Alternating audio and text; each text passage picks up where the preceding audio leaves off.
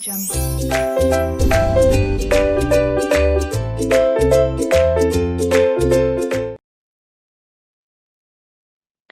hello all my dear students, I hope you all are doing good. So here we start a very important batch for you all for May 22 attempt. That is the CA Final Direct Tax Fast Track batch. Now this batch मैं पहले कुछ चीजें बता देता हूँ exactly इस batch में मैं क्या चीजें कवर करने वाला हूँ, कितनी बुक्स देने वाला हूँ. बुक्स तो आपके पास होगी, कुरियर हो चुकी होगी, मैं उम्मीद करता हूँ. जब आप लेक्चर देख रहे हो तो आपके पास बुक्स होगी. तो आपको इन ऑल 3 बुक्स मिलने वाली है और एक शीट मिलेगी फॉर सम एक्स्ट्रा टॉपिक्स. तो 3 बुक जो मेन होगी आपकी, सबसे पहली बुक होगी आपकी जो टेक्स्ट बुक होगी वो कलर्ड बुक, जिसमें पूरा का पूरा सिलेबस कवर्ड है. दूसरी आपकी क्वेश्चन बैंक की बुक होगी जिसमें आपको पास्ट एग्जाम के क्वेश्चंस मिलेंगे, प्रैक्टिकल क्वेश्चंस मिलेंगे, कंपेटिटिव क्वेश्चंस मिलेंगे 450 से ज्यादा. और तीसरी आपको जो बुक मिलने वाली है वो है केस लॉ की बुक, ठीक है, जिसके अंदर आईसीआई स्टडी मटेरियल के सारे केस लॉस कवर्ड है.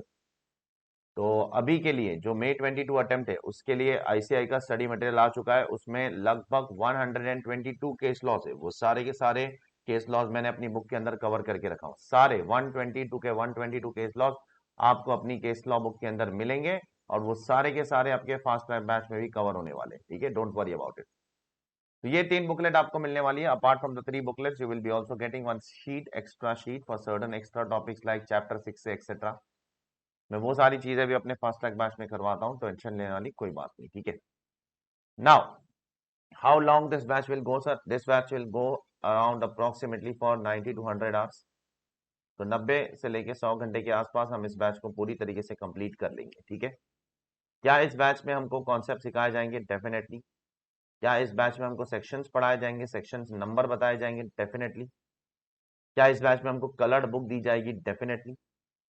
क्या इस बैच में हमको प्रैक्टिकल क्वेश्चंस क्लास में कराए जाएंगे? डेफिनेटली. शायद उतने ज्यादा नहीं जितने रेगुलर बैच में कराए जाते हैं. Obviously time is a constraint. समय एक इंपॉर्टेंट चीज है हमारे लिए इस बैच में, ठीक है. ये बैच जनरली वो लेता है जिसके पास समय नहीं, और स्पेशली वो लेता है जिसने पहले डायरेक्ट टैक्स एक बार पढ़ा है, वो कन्विंस नहीं है, उसको फिर से एक बार रिकैप करना है. तो फास्ट ट्रैक बैच ऐसे लोगों के लिए एडवाइजेबल है. जो पहली बार डायरेक्ट टैक्स पढ़ रहा है अपनी जिंदगी में, उसके लिए मैं ऑनेस्टली बोलता हूं कि आपको फास्ट ट्रैक बैच रेकमेंडेड नहीं है. You should always go for a regular batch. This is my opinion. Then वो आपकी मर्जी, ठीक है. फिर एक केस लॉ बुक मिलेगी आपको, ठीक है, जिसमें सारे आईसीआई के केस लॉस कवर होंगे. फास्ट ट्रैक बैच आपको जैसे जैसे मैं लेक्चर्स रिकॉर्ड करता रहूंगा, एकदम फ्रेशली रिकॉर्डेड लेक्चर्स है, मैं वैसे वैसे आपको लिंक भेजता रहूंगा, ठीक है. कोई चिंता करने वाली बात नहीं है. नाउ क्या सर ये फ्रेशली रिकॉर्डेड लेक्चर्स? एब्सोल्युटली. ये करंटली रिकॉर्डेड लेक्चर्स है. ये कोई पिछले साल के फाइनेंस एक्ट 20 का मैं आपको रिकॉर्डेड लेक्चर्स नहीं देने वाला. सारे के सारे करंटली रिकॉर्डेड फाइनेंस एक्ट 21 के हिसाब से रिकॉर्डेड लेक्चर्स है. तो उसमें आपको चिंता करने की कोई जरूरत नहीं है, ठीक है. उतना आपको मेरे पे फेथ है, तभी जाकर आपने मुझे as a CA final professor opt किया होगा यार, ठीक है. सर हमको अगर कोई डाउट्स आते हैं तो कोई चिंता करने वाली बात नहीं है. कोई भी डाउट्स आता है, किसी भी किस्म का डायरेक्ट टैक्स का डाउट है, यहाँ तक कि अगर कोई प्रैक्टिकल डाउट भी है ना, तो मैं वो भी अपने स्टूडेंट्स को एड्रेस कर देता हूँ. आप मेरे को व्हाट्सएप कर सकते हो, या तो आप टेलीग्राम पे ग्रुप बनाया मैंने सी आरिश खान, उस पर आप ग्रुप पे डाउट्स पोस्ट करो, या आप अलग से व्हाट्सएप करो नंबर पे, हमारे जो सेंट्रलाइज नंबर है 9009008977. इस पर भी आप मुझे डाउट्स पूछ ही सकते हो, कोई दिक्कत नहीं. मैं ट्राई करूंगा उसको फट से फट जल्द से जल्द आंसर करने की, ठीक है. तो चलिए, ज्यादा भाषण देने का कोई मतलब नहीं बनता है. Without wasting any further time, late us start with the discussion of what the first topic. तो सबसे पहला टॉपिक जो हम लोग करने वाले हैं CA final direct tax fast track batch में, वो कौन सा है? वो है पीजीबीपी.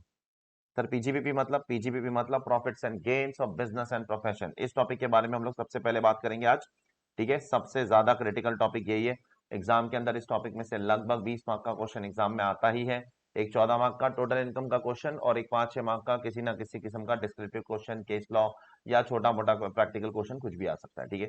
तो इस चैप्टर का वेटेज ना सीए फाइनल में सबसे ज्यादा है. अगर कोई टॉपिक अगर आपसे कोई पूछा जाए कि सबसे सबसे इंपॉर्टेंट टॉपिक सीए फाइनल में कौन सी है, तो वो बोलना पीजीबीपी, बिना ज्यादा सोचे समझे, ठीक है. इस टॉपिक से जो पहला क्वेश्चन आएगा ना आपके एग्जाम में, वही कंपलसरी क्वेश्चन है, और उसी के अंदर आपको मतलब मैंडेटरी है ना, मतलब ये चैप्टर तो आप ऑप्शन में छोड़ ही नहीं सकते हो. बाकी सारे चैप्टर्स जो है ना, वो पहला क्वेश्चन जो होता है ना उसमें से नहीं आता है. पहला क्वेश्चन हमेशा जो मैंडेटरी क्वेश्चन है ना 14 मार्क का, आपको अटेम्प्ट करना ही है, आपके पास ऑप्शन ही नहीं है। वो पहला क्वेश्चन हमेशा पीजीबीपी में से होता है, इसलिए पीजीबीपी एक बहुत ज्यादा इंपॉर्टेंट क्रिटिकल टॉपिक है। ठीक है, नाउ चलो शुरू करते हैं with the discussion. Let us start with some basic discussion first of all, फिर हम लोग अंदर घुसेंगे पीजीबीपी के एडवांस डिस्कशन के अंदर। ठीक है, income is divided into 5 heads. हम सभी को पता है कि पीजी इनकम टैक्स लॉ के अंदर इनकम 5 हेड्स में डिवाइडेड है। I hope everybody knows that, बराबर 5 हेड्स में डिवाइडेड है। अब वो कहां लिखा गया है? Now that is written in section 14। Section 14 में लिखा गया है that income is divided into how many heads? 5 heads. ठीक है, और फिर आपके 5 हेड शुरू हो जाते हैं। पहला हेड कौन सा है? सैलरी। दूसरा हेड एचपी। तीसरा हेड बिजनेस एंड प्रोफेशन, जिसके बारे में हम लोग बात करने वाले। चौथा हेड कैपिटल गेन्स, और पांचवा और आखिरी हेड कौन सा है? वो है आईएफओएस। ठीक है, अब कब एसएससी कौन से हेड में आएगा वो कैसे पता चलेगा उसको? When SSC will come under which head? मैं कब पीजीबीपी में आऊंगा, मैं कब आईएफओएस में आऊंगा, कब एचपी में आऊंगा, कब सीजी में आऊंगा, कब पीजीबीपी, कब कैपिटल गेन्स में आऊंगा, कब सैलरी में आऊंगा? मुझे कैसे पता चलेगा कि मैं कौन से हेड में कब आने वाला हूं? ठीक है, उसके लिए मुझे क्या करना पड़ेगा? उसके लिए मुझे हर एक हेड का पहला सेक्शन चेक करना पड़ेगा। उसके लिए आपको पता होना चाहिए कि हर एक हेड के सेक्शन का रेंज क्या है। जैसे सैलरी कहां से शुरू होता है, कहां खत्म होता है? हाउस प्रॉपर्टी कहां से शुरू होता है, कहां खत्म होता है? पीजीबीपी कहां से शुरू होता है, कहां खत्म होता है? उसी तरीके से आपको पांचों हेड का रेंज पता होना चाहिए। तो मैं भी सबसे पहले आपको रेंज बता देता हूं। जो सैलरी है वो सेक्शन 15 से शुरू होता है, सेक्शन 17 पे खत्म हो जाता है। जो हाउस प्रॉपर्टी है वो सेक्शन 22 से शुरू होता है, 27 पे खत्म हो जाता है। जो पीजीबीपी है वो सेक्शन 28 से शुरू होता है और 44 पे खत्म होता है। 44 DB to be precise, DB, capital D capital B. आगे जाकर पढ़ेंगे सिलेबस में, वो भी सेक्शन है। जो कैपिटल गेन्स है, सॉरी, जो बिजनेस एंड प्रोफेशन है वो 28 से लेकर 44 डीबी। जो कैपिटल गेन्स है वो 45 से 55 ए, और जो आईएफओएस है 56 से 59। इस तरीके से आपके 5 हेड्स ऑफ इनकम डिवाइडेड है। अब हर एक हेड का जो पहला सेक्शन है ना, पहला, वो आपको बताएगा कि आप उस पर्टिकुलर हेड में कभी आओगे। जैसे सैलरी का पहला सेक्शन कौन सा हुआ? सेक्शन 15। एचपी का पहला सेक्शन कौन सा हुआ? Section 22। PGBP business and profession का पहला सेक्शन कौन सा हुआ? सेक्शन 28। कैपिटल गेन्स उसका पहला सेक्शन कौन सा हुआ? सेक्शन 45। आईएफओएस का पहला सेक्शन कौन सा हुआ? सेक्शन 56। तो हर एक हेड का पहला सेक्शन आपको बताएगा कि आप उस पर्टिकुलर हेड में कभी आओगे। तो जैसे आप सैलरी में कब आओगे? बताओ, सैलरी में आप तब आओगे जब आपकी income is getting through employer employee relationship. आपको, आपके और सामने वाले के बीच में एक एम्प्लॉयर एम्प्लॉय रिलेशनशिप का कॉन्ट्रैक्ट है, तो आप बोल सकते हो कि आपकी इनकम कहां पर आती है? Income from salary. एचपी में कब आओगे? एचपी में जब आपके पास कोई बिल्डिंग हो और या लैंड हो, बिल्डिंग और लैंड अपटेन देयर टू, आप उसके ओनर हो और आप उस बिल्डिंग को बिजनेस के लिए यूज नहीं करते हो, तो अब आप बोल सकते हो आपकी इनकम बिजनेस एंड प्रोफेशन है। क्लियर है? उसी तरीके से पीजीबीपी में कब आओगे? तो उसके लिए अपने को पीजीबीपी का पहला सेक्शन पढ़ना पड़ेगा। तो आज सबसे पहले हम लोग पीजीबीपी का पहला सेक्शन पढ़ेंगे, दैट इज सेक्शन 28। पीजीबीपी का पहला सेक्शन बताएगा आपको कि आप पीजीबीपी में कब आओगे। अब पीजीबीपी में भी इन सब सेक्शन को क्या बोलते हैं पता है? Charging sections. क्यों चार्जिंग सेक्शन बोलते हैं? क्योंकि जब तक आप इन चार्जिंग सेक्शंस के कंडीशंस को फुलफिल नहीं करोगे तब तक आप उस हेड के अंदर आ ही नहीं सकते हो। इसीलिए इसे बोला जाता है चार्जिंग सेक्शन। मैं एचपी में कभी आऊंगा, उसके लिए आपको एचपी का चार्जिंग सेक्शन पढ़ना पड़ेगा, सेक्शन 22। मैं सैलरी में कभी आऊंगा, उसके लिए आपको सैलरी का चार्जिंग सेक्शन पढ़ना पड़ेगा, सेक्शन 15। वैसे ही मैं पीजीबीपी में कभी आऊंगा, उसके लिए आपको पीजीबीपी का चार्जिंग सेक्शन पढ़ना पड़ेगा, सेक्शन 28। तो सेक्शन 28 क्या बोलता है सर? अब सेक्शन 28 के अंदर भी दो किस्म के चार्जिंग सेक्शन है। Let me give you a brief explanation about the type of charging section covered in section 28। पहला पहला है general charge, general charging section. दूसरा है स्पेशल चार्जिंग सेक्शन।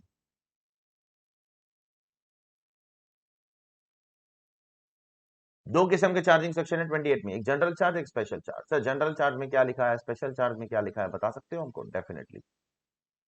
अभी फिलहाल के लिए हम लोग स्पेशल चार्ज के बारे में आज बात नहीं कर रहे। आज हम लोग फिलहाल सिर्फ जनरल चार्ज के बारे में बात करेंगे जो सेक्शन 28 क्लॉज 1 के अंदर लिखा गया है। क्लियर है?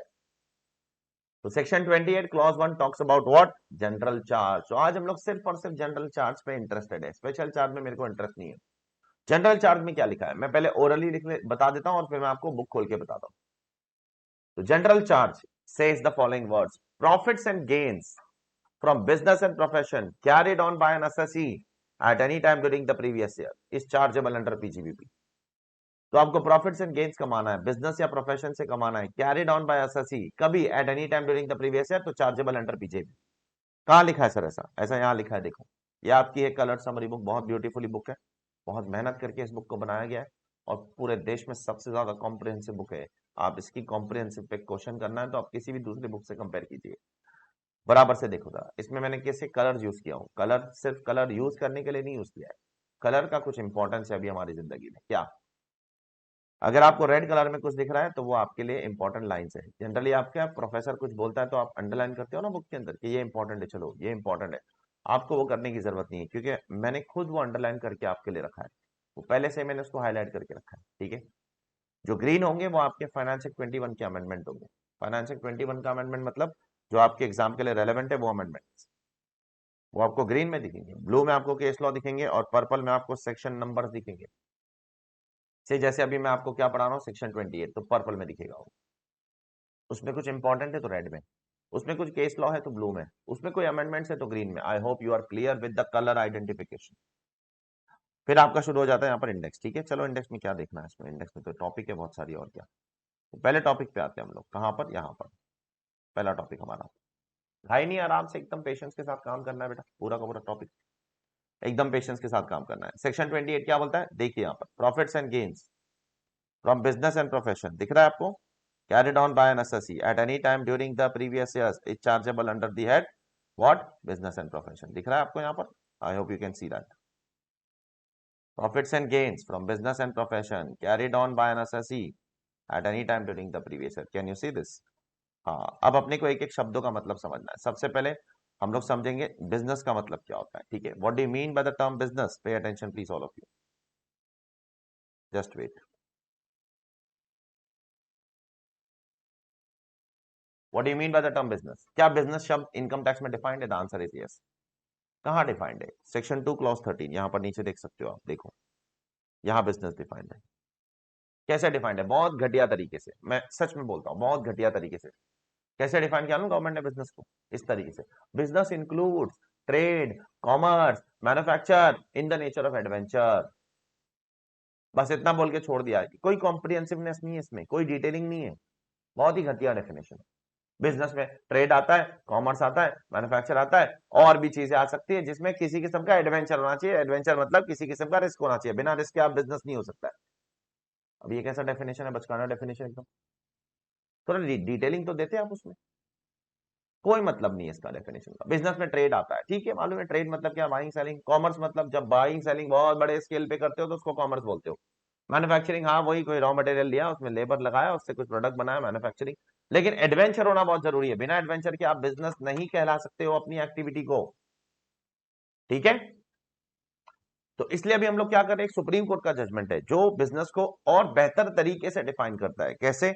जैसे कि यहां पर देखो, बरेंद्र प्रसाद के केस में सुप्रीम कोर्ट ने बोला था, business implies a systematic and organise activity. एक बिजनेस में एक सिस्टमैटिक और ऑर्गेनाइज एक्टिविटी होती है, where you apply labour, where you apply skill to earn profits.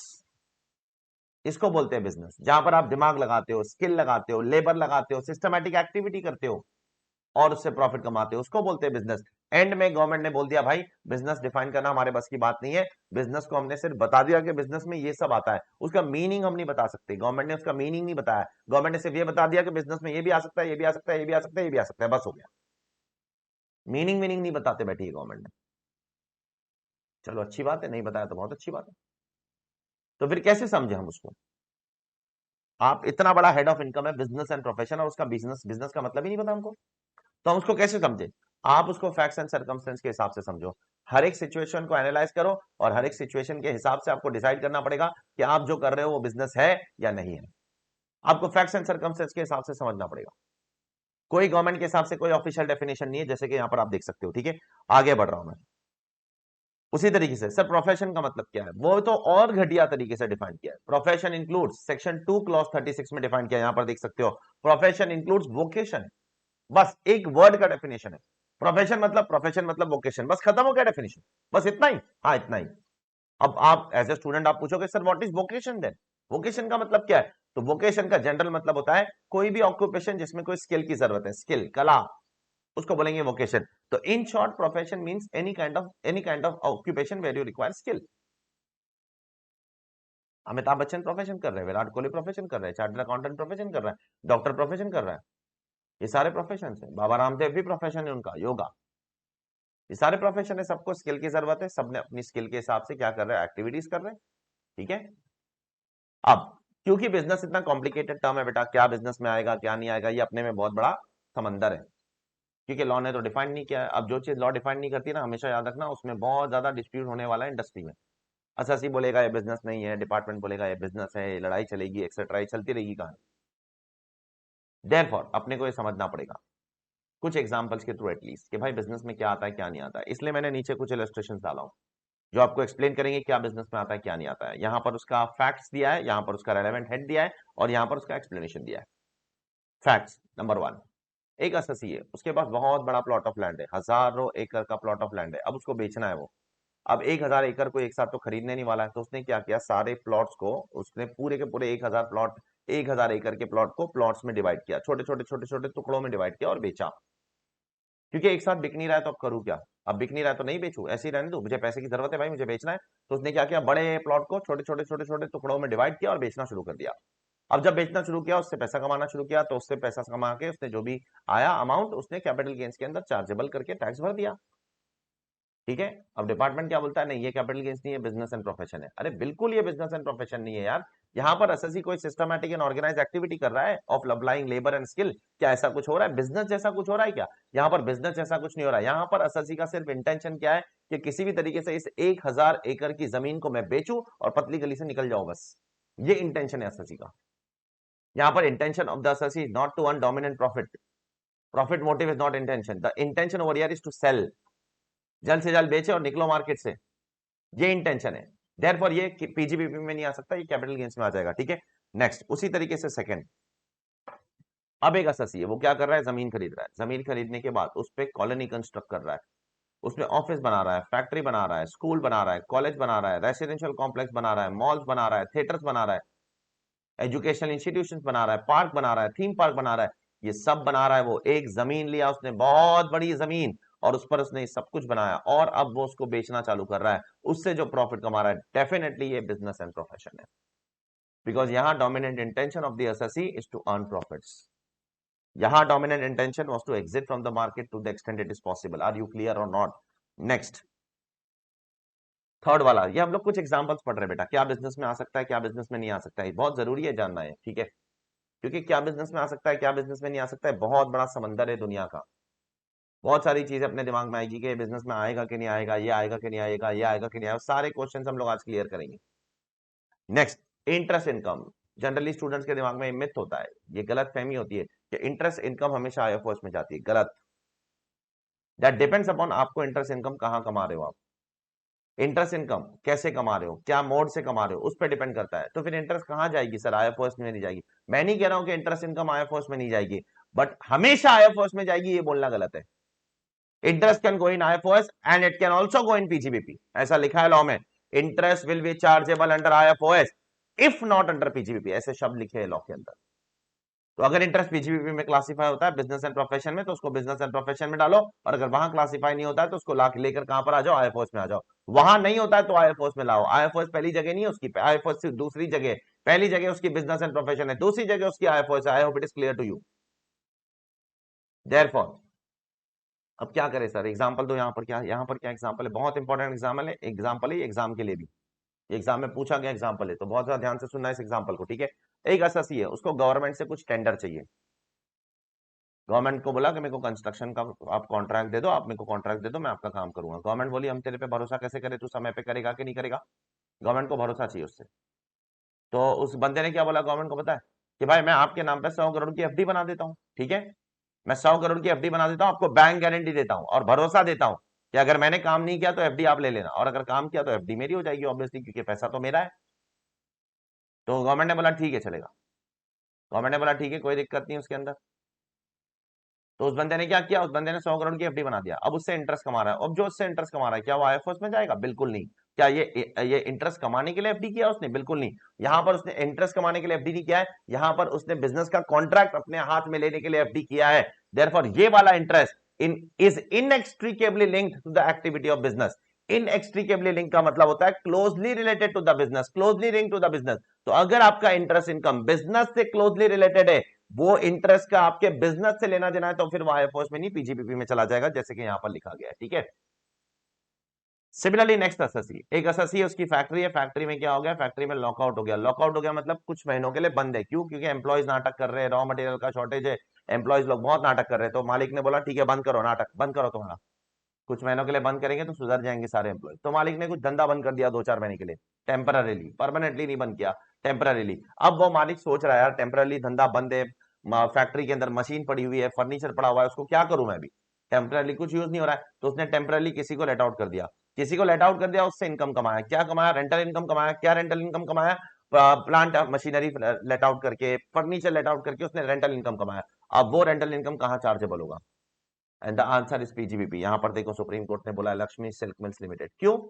क्योंकि अगेन ये बंदे की बिजनेस इंटेलिजेंस है, बिजनेस एक्सपीडियंसी बोलते हैं इसको, कि भाई उसने सोचा मैं धंधा करने वाला हूं, मैं बिजनेसमैन हूं, मेरे को प्रॉफिट से लेना देना है। फिर अगर अगर आज कमर्शियली मेरे को प्रॉफिट कैसे नहीं मिल रहा है, एम्प्लॉय कमा के नहीं दे रहे, तो एम्प्लॉय गए भाड़ में, मैं उसको अपने दिमाग लगा के रेंटल पे चढ़ा के कुछ महीनों के लिए कुछ ना कुछ तो कॉस्ट रिकवर कर लू, ये दिमाग लगाया उसने। This is what business and profession is all about. बहुत जबरदस्त टॉपिक है। क्या बिजनेस में आएगा क्या नहीं आएगा, ये बहुत बड़ा समंदर है जिसको आज तक कोई समझ नहीं पाया। मैं क्या, निर्मला सीतारमन जी को भी नहीं पता है चीज। मैं क्या, निर्मला सीतारमन जी क्या, दुनिया का, देश का सबसे बड़ा टैक्स प्रैक्टिशनर अगर कोई है तो उसको भी नहीं पता है। वो भी ऐसा एक लाइन में लिख के नहीं दे सकता है कि ये सब बिजनेस में आएगा, ये सब बिजनेस में नहीं आएगा, फुल स्टॉप। ऐसा कोई नहीं बोल सकता है पूरी दुनिया में, क्योंकि गवर्नमेंट ने डिफाइन ही नहीं किया बिजनेस को ढंग से। सिर्फ इतना बोल दिया business include trade, commerce, manufacture, हो गया। अरे ऐसे चलता है क्या दुनिया में? हाँ, ऐसे नहीं चलेगा काम। ठीक है। तो ये कुछ इश्यूज हैं जो मेरे को आपके साथ डिस्कस करने थे, मैंने डिस्कस किया। अब मैं आगे बढ़ रहा हूँ। ठीक है, यहाँ पर आ रहा हूँ। यहाँ पर 2 सुप्रीम कोर्ट के जजमेंट है, बहुत इंपॉर्टेंट जजमेंट है, रीसेंट जजमेंट है 2015-2016 के। Chennai properties and investment limited, Raila corporation limited. सुनो जरा गौर से सुनना मेरी बात। हाउस प्रॉपर्टी से रेंट कमा रहे हो तो वो कहाँ जाएगा? तो आप बोलोगे income from house property sir, और क्या, इसमें क्या सोचने वाली बात है। अब मैं आपसे कुछ एग्जांपल पूछ रहा हूँ। पहला एग्जांपल, मेरे पास 3-4 घर पड़े हुए हैं, तो उसमें से 1-2 घर में हम लोग रहते हैं, बाकी हमने रेंट पे चढ़ा दिया, उससे रेंट कमाया। कहाँ जाएगा? एचपी। इसमें सोचने वाली बात ही नहीं है, सेकंड थॉट आना ही नहीं चाहिए, एचपी में जाएगा। ठीक है, ये पहली चीज। दूसरी चीज, आगे बढ़ू, एक सेकंड। तो ये केस लॉ में क्या हुआ था, Chennai properties and investment limited, बहुत जबरदस्त केस लॉ। जैसे कि मैंने आपको बोला, अभी एग्जांपल दिया अभी, कि अगर मैं रेंट से कुछ इनकम कमा रहा हूं तो इनकम फ्रॉम हाउस प्रॉपर्टी में जाएगी, उसमें कोई सेकंड थॉट आना नहीं चाहिए, कोई सोचने वाली बात ही नहीं उसके अंदर। ठीक है। अब सुनना जरा, सपोज एक बिल्डर है, लोधा, लोधा बिल्डर है, उसके पास उसने बिल्डिंग बनाया, 100 माले की बिल्डिंग बनाया, 100 फ्लोर की, उसमें से 50 फ्लोर बिक गए, चलो बहुत अच्छी बात है। जो बचे 50 फ्लोर है, बचे 50 फ्लोर जो है, अब वो रेंट पे चढ़ा रहा है, तो उसको रेंटल इनकम जो आएगी वो कहाँ जाएगी? लोधा बिल्डर है, उसने 50 फ्लोर, 100 फ्लोर की बिल्डिंग बनाई, 50 फ्लोर उसने रेंट पे चढ़ा दिया। अब बचे 50 फ्लोर उसने क्या किया, उसने सॉरी 50 फ्लोर उसने बेच दिया। अब बचे 50 फ्लोर अभी जब बिक नहीं रहे तो क्या करेंगे? तो रेंट पे चढ़ा दिया, उससे रेंटल कमाया, वो कहाँ जाएगा? अब यहाँ पे आपके दिमाग में गलत गलत सोच आने लगेगी। PGBB, the answer is wrong, it is going to be HP. क्यों सर? क्योंकि एचपी से इनकम कमाना उसका मेन सोर्स ऑफ बिजनेस नहीं है लोधा का। लोधा का मेन सोर्स ऑफ बिजनेस क्या है? हाँ, लोधा का मेन सोर्स ऑफ बिजनेस है बिल्डिंग बनाना और बेचना, उससे जो पैसा कमाता ना वो पीजीबीपी है। अब बिल्डिंग बनाने के बाद बिक नहीं रही है, तो टेम्पररी उसने क्या किया, ऊपर से सारे फ्लैट्स को उसने लेट आउट करके रेंट कमा लिया, वो एचपी में चला जाएगा। क्यों? क्योंकि एचपी के लिए गवर्नमेंट ने बहुत मेहनत करके स्पेसिफिक हेड बनाया है, income from house property section 22 से लेकर 27। बहुत बड़ा समंदर है ये सारा, कि कौन सी इनकम कौन से हेड में जाएगी, ये अपने में बहुत बड़ा दुख है। लेकिन अब अगर एक एसएससी है, सुनो गौर से, जिसका काम क्या है मालूम, 12 महीने, उसने क्या किया मालूम, एक प्रॉपर्टी अक्वायर किया, प्रॉपर्टी अक्वायर करने के बाद उसने उस प्रॉपर्टी को लेट आउट किया, उसका काम ही है प्रॉपर्टी अक्वायर करके लेट आउट करके उससे रेंट कमाना, तो वो इनकम चले जाएगी बिजनेस एंड प्रोफेशन के अंदर। वो भी सुप्रीम कोर्ट ने बोला 2015 में in case of Chennai properties and investment limited, कि अगर एसएससी की सब्सटेंशियल इनकम अगर लेट आउट से है ना, तभी जाकर वो इनकम फ्रॉम पीजीबीपी है, नहीं तो वो भी इनकम फ्रॉम हाउस प्रॉपर्टी चली जाएगी। मतलब अगर एसएससी की सब्सटेंशियल इनकम अक्वायर करना और लेट आउट करना, ये उसके आरटीआर के अंदर, आईटीआर इनकम टैक्स रिटर्न के अंदर मैक्सिमम इनकम अगर ये एक्टिविटी करके आती है ना, तो उसकी इनकम कहां चले जाएगी? उसकी इनकम चले जाएगी income from business and profession. Otherwise उसकी इनकम चले जाएगी इनकम फ्रॉम हाउस प्रॉपर्टी में। ये बोला गया इन दो केसेस के अंदर, Chennai properties and investment limited और रेला कॉर्पोरेशन लिमिटेड के अंदर। Therefore, what comes under PGBP, what doesn't come under PGBP is a big, big, big black hole. जैसे ब्लैक होल क्या है किसी को मालूम नहीं उसके अंदर क्या है, वैसे ये भी है, एक ब्लैक होल ही समझो इसको। क्या इसमें आएगा क्या नहीं आएगा, एक बहुत बड़ा समंदर है, ठीक है। तो इसके अंदर बहुत ज्यादा घुस के कोई मतलब भी नहीं बनता प्रैक्टिकल लाइफ, क्योंकि हर एक केस को आपको सेपरेटली असेस करना होगा। Every case has to be assess separately. हर एक केस को आपको बराबर से देखना पड़ेगा कि इस केस में क्या हो रहा है, इस केस में क्या हो रहा है, इस केस में क्या हो रहा है, इस केस में क्या हो रहा है। Are you clear? ठीक है, तो ये आपका पहला पार्ट है of this particular discussion. Second part, यहां पर सेकंड पार्ट क्या था, अगर आप बोर्ड पे बराबर से देखो, प्रॉफिट्स एंड गेन्स। तो बिजनेस के बारे में मैंने आपको बताया, अब मैं प्रॉफिट्स एंड गेन्स के बारे में आपसे बात करना चाहता हूं, ठीक है। सर प्रॉफिट्स एंड गेन्स में क्या आएगा क्या नहीं आएगा, चलो देखते हैं। What will come in profits and gains. तो प्रॉफिट्स एंड गेन्स के कुछ कैरेक्टरिस्टिक्स है। सबसे पहले प्रॉफिट्स एंड गेन्स कैसा होना चाहिए, रेवेन्यू होना चाहिए। देखो जैसे यहां पर देख सकते हो, आप देख रहे हो, the profits and gains are suppose to be revenue in nature. Capital profits नहीं चलेगा, ठीक है, revenue nature. Capital profit section 28 clause 1 में नहीं आ सकता है, ठीक है। दूसरा, profits and gains legal illegal business दोनों बिजनेस से आ सकता है, उससे कोई दिक्कत नहीं है। सर इलीगल बिजनेस का भी प्रॉफिट गवर्नमेंट गटक लेगी, पेट में डाल लेगी अपने? यस, गवर्नमेंट का पेट हजम कर लेता है लीगल इलीगल सब सब बिजनेस का प्रॉफिट। आप लीगल बिजनेस से कमाते हो तो भी टैक्स लेंगे, इलीगल बिजनेस से कमाते हो तो भी टैक्स लेंगे, उससे गवर्नमेंट के पेट को कोई फर्क नहीं पड़ता है। प्रॉफिट्स कैश में भी आ सकता है, काइन में भी आ सकता है। प्रॉफिट्स रियल होना चाहिए, फिक्शनल प्रॉफिट नहीं चलेगा। रियल प्रॉफिट मतलब sale consideration real, expenses real, profit real, revenue real, cost real, तो profit real. Notional profit deem profit नहीं चलेगा। तो सर हम लोग जो प्रैक्टिकल लाइफ में करते हैं 44 एडी एक्सेट्रा, उसमें 8% लेते, 6% लेते, तो वो कैसे चलता है सर? वो चलता है क्योंकि वो ओवरराइडिंग सेक्शन है, क्योंकि 44 एडी जो है ना वो ओवरराइडिंग सेक्शन है। वो ऐसे शब्दों के साथ शुरू होता है, not with standing anything contain in any other provisions of this law. तब जाकर वो सेक्शन इस सेक्शन पे भारी पड़ जाता है, और फिर उसलिए वो सेक्शन के अंदर डीप प्रॉफिट कॉन्सेप्ट चल जाता है। ब्रैकेट में देखो, इसलिए मैंने लिख के रखा हूं, there are some exceptions to this. अगर लॉ को एक्सेप्शन क्रिएट करना है, लॉ ओवरराइड कर सकता है अपने पुराने सेक्शनों को। क्लियर है? अरे आर यू क्लियर? ठीक है, आगे बढ़ता हूं मैं। तो प्रॉफिट्स कैसा होना चाहिए, दिमाग में रख लो 4 शब्द। रेवेन्यू होना चाहिए, लीगल इलीगल भी चलेगा, कैश और काइंड दोनों से कमा सकते हो, और रियल प्रॉफिट्स होना चाहिए, नोशनल प्रॉफिट नहीं चलेगा, ठीक है। नेक्स्ट क्या है, नेक्स्ट इज कि प्रॉफिट जो आप कमा रहे हो, सुन लो अभी, वो कौन कमाएगा? The term carried on by the assessee, मतलब क्या क्या एसएससी खुद करेगा पूरा का पूरा बिजनेस? क्योंकि देखो ओरिजिनल सेक्शन क्या बोलता है, profits and gains from business and profession carried on by an SSC at any time during the previous year. अब क्या पूरा का पूरा बिजनेस हर हर चीज एसएससी करेगा? रोज सुबह क्लास आओ, शटर भी मैं खोलूं, हाँ, बच्चों को बुक्स भी मैं दूं, इंक्वायरी भी मैं लूं, पढ़ाओ भी मैं ही, बेंच भी मैं साफ करूं, जमीन भी मैं पोछूं, कलर भी मैं करूं, लाइट भी मैं लगाऊं, सब मैं करूं? ऐसा नहीं होता है दुनिया में। कंट्रोल तुम करो, तुम्हारे हाथ में कंट्रोल होना चाहिए। तुम किसी और से करवाओ, कोई टेंशन वाली बात नहीं है, तुम पूरा का पूरा बिजनेस आउटसोर्स कर दो, फर्क नहीं पड़ता है, कंट्रोल तुम्हारे हाथ में होना चाहिए। That is what it is mean by, it is meant by the term carried on by any SSC. अब last but not least, during the previous year, any time during the previous year करोगे तो चलेगा। पूरा साल करना जरूरी business जरूरी नहीं है। ऐसा नहीं है कि 365 दिन बिजनेस करते रहो, बिल्कुल भी नहीं।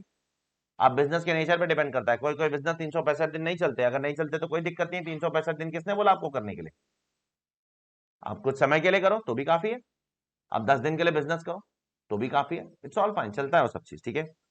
हाँ, एक बार ये पता चल गया कि आपकी इनकम बिजनेस इनकम में आती है, सेक्शन 28 आपने सेटिस्फाई कर दिया। कैसे सेटिस्फाई किया?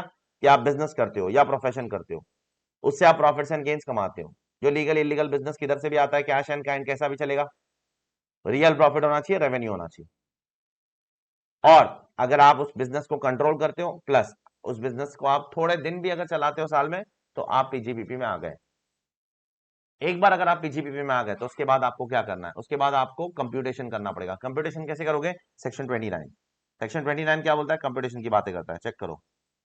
सेक्शन 29 टॉक्स अबाउट कंप्यूटेशन, दिख रहा है तुमको? बोलिए, मैं ऐसे बोलता रहूंगा, बोलिए, भले मेरे सामने स्टूडेंट नहीं है तो भी। क्यों? क्योंकि वो एक फिर क्लासरूम का थोड़ा फील आ जाएगा, और कुछ नहीं। मैं पागल नहीं हूं बोलने के लिए, बोलिए बोलिए करके। आप बोलोगे क्या बोल रहा है, किससे बात कर रहा है? भाई मैं आप ही से बात कर रहा हूँ और किसी से बात नहीं कर रहा हूँ, बट जस्ट मेरे को ऐसा चाहिए कि मैं आपसे जब बात करूं तो ऐसा लगे आपको भी क्या भाई ये बात कर रहा है हमसे, ठीक है, ठीक है। तो ये how to compute PGBP income, PGBP income को कंप्यूट कैसे करने का, ठीक है, ये सेक्शन 29 में लिखा गया है। सेक्शन 29 क्या बोलता है? बहुत ही प्यारा आंसर देता है, बोलता है सेक्शन 30 से 43D पढ़ लो, आपको आ जाएगा। ठीक है, ऐसा कोई आंसर है? हाँ। How to compute PGP income, तो बोलता है सेक्शन 30 से लेकर 43 पढ़ लो, अपने आप आ जाएगा आपको कैसे कंप्यूट करने का पीजीपी इनकम। अरे बाप रे, क्या नाटक है इनका, बता नहीं सकते खुल के नहीं बता सकते। देखो, पीजीपी पे इनकम कंप्यूट करने के लिए ना सबसे पहले आपको क्या करना पड़ेगा, एक पीएनएल बनाना पड़ेगा। बिकॉज बिना पीएनएल के आप बिजनेस एंड प्रोफेशनल इनकम निकाल ही नहीं सकते हो। आप कैसे निकालते हो बिजनेस एंड प्रोफेशनल इनकम? एक पीएनएल होता है आपके सामने, उसका नेट प्रॉफिट लेते हो, फिर उसमें एडलेस करते हो, तो आपको बिजनेस एंड प्रोफेशन की इनकम आ जाती है। बराबर। तो उसके लिए एक पीएनएल भी तो बनाना पड़ेगा। तो अब वो पीएनएल कैसे बनाऊं मैं, वो लिखा गया है सेक्शन 145 के अंदर, 145 सब सेक्शन 1 के अंदर। यहां पर देखो, अगर आप पीजीपीपी या आईएफओएस में से किसी भी हेड में हो, तो आपके पास ऑप्शन दिया है गवर्नमेंट ने, या तो कैश फॉलो करो या mercantile, that is accrual system, जो भी फॉलो करने का है, लेकिन रेगुलरली फॉलो करने का। दोनों ऑप्शन में से कोई भी एक फॉलो करो, रेगुलरली करो। कैश फॉलो करना है कैश फॉलो करो, मर्केंटाइल फॉलो करना है मर्केंटाइल फॉलो करो, लेकिन रेगुलरली फॉलो करो, हर साल इधर उधर स्विच नहीं करने का। ठीक है सर। उसके बाद बोला है कि अगर आप मर्केंटाइल फॉलो करते हो तो आपको अकाउंटिंग स्टैंडर्ड्स फॉलो करना पड़ेगा। और अकाउंटिंग स्टैंडर्ड्स अब आप कौन से फॉलो करोगे? Institute of chartered accountants of India के अकाउंटिंग स्टैंडर्ड्स अब नहीं चलते हैं, अब सीबीडीटी के खुद के अकाउंटिंग स्टैंडर्ड्स है, by the name called as ICDS, income computation and disclosure standards. I hope you know that. तो पहला सबसेक्शन क्या बोलता है, अगर आपको इनकम कंप्यूट बुक्स मेंटेन करना है तो आप कैश सिस्टम पे मेंटेन करो या मर्केंटाइल सिस्टम, दोनों चल जाएगा। और दूसरा क्या बोलता है, दूसरा सबसेक्शन बोलता है अगर आप मर्केंटाइल सिस्टम फॉलो करते हो तो आपको फिर अकाउंटिंग स्टैंडर्ड्स वो फॉलो करने पड़ेंगे जो आईसीडीएस में बोले गए। और तीसरा सबसेक्शन क्या बोलता है मालूम, वो असेसमेंट से रिलेटेड है। अगर आपने सबसेक्शन 1 और 2 नहीं फॉलो किया, नहीं किया फॉलो, तो आपके ऊपर बेस्ट जजमेंट असेसमेंट हो जाएगा, जो बहुत ही भयंकर किस्म का असेसमेंट होता है। देखो, दो तीन चार किस्म के असेसमेंट है मार्केट में, एक बेस्ट जजमेंट, एक रेगुलर असेसमेंट, एक इनकम एस्केपिंग असेसमेंट। अब जो इनकम एस्केपिंग असेसमेंट है भयंकर है, बेस्ट जजमेंट भयंकर है, रेगुलर असेसमेंट नॉर्मल है, उसमें नॉर्मल असेसमेंट होगा। तो अगर आपने ये सब सेक्शंस फॉलो नहीं किए, इसको वायलेट किया, मतलब बुक्स रेगुलरली मेंटेन नहीं किया और अकाउंटिंग स्टैंडर्ड आईसीडीएस के तौर हिसाब से नहीं फॉलो किया, तो अब हमको क्या कर देंगे, हम आपको 144 दैट इज बेस्ट जजमेंट में ढकेल देंगे ऐसा असेसिंग ऑफिसर के ऊपर। ठीक है, जैसे कि आप यहां देख सकते हो। क्लियर? एंड देन कम्स, अब पूरा चैप्टर अपना क्या है, ये सब बेसिक इंट्रोडक्शन था, चैप्टर अभी शुरू होगा थोड़ी देर में। पूरा चैप्टर हमारा किस पे डिपेंडेंट है? 30 से 43D। 30 से 43D में क्या है, मेजरली डिडक्शंस है और डिसअलावेंसेस है, ये दो ही चीज है। कुछ डिडक्शंस है जो आपको मिलेंगे कंप्यूटिंग पीजीबीपी इनकम, कुछ डिसअलावेंसेस है जो आपको डिसअलाउ करने हैं कंप्यूटिंग पीजीबीपी इनकम। मतलब जब आप पीजीबीपी इनकम कंप्यूट करोगे तो ये सारे डिडक्शंस और डिसअलावेंस आप क्या करोगे, आप सारे के सारे डिसअलाउ कर दोगे। और कुछ डिडक्शन जो गवर्नमेंट अलाउ कर रही है वो सारे के सारे आप अलाउ कर दोगे, अपने पीएनएल से लेस कर सकते हो। तो एक एक करके इन सब के बारे में पढ़ना है अपने को, और क्या। ठीक है, तो यहां तक एक बार आप चाहिए तो देख लो, उसके बाद हम लोग आगे बढ़ते हैं। ठीक है, एक बार यहां तक देख लो आप लोग।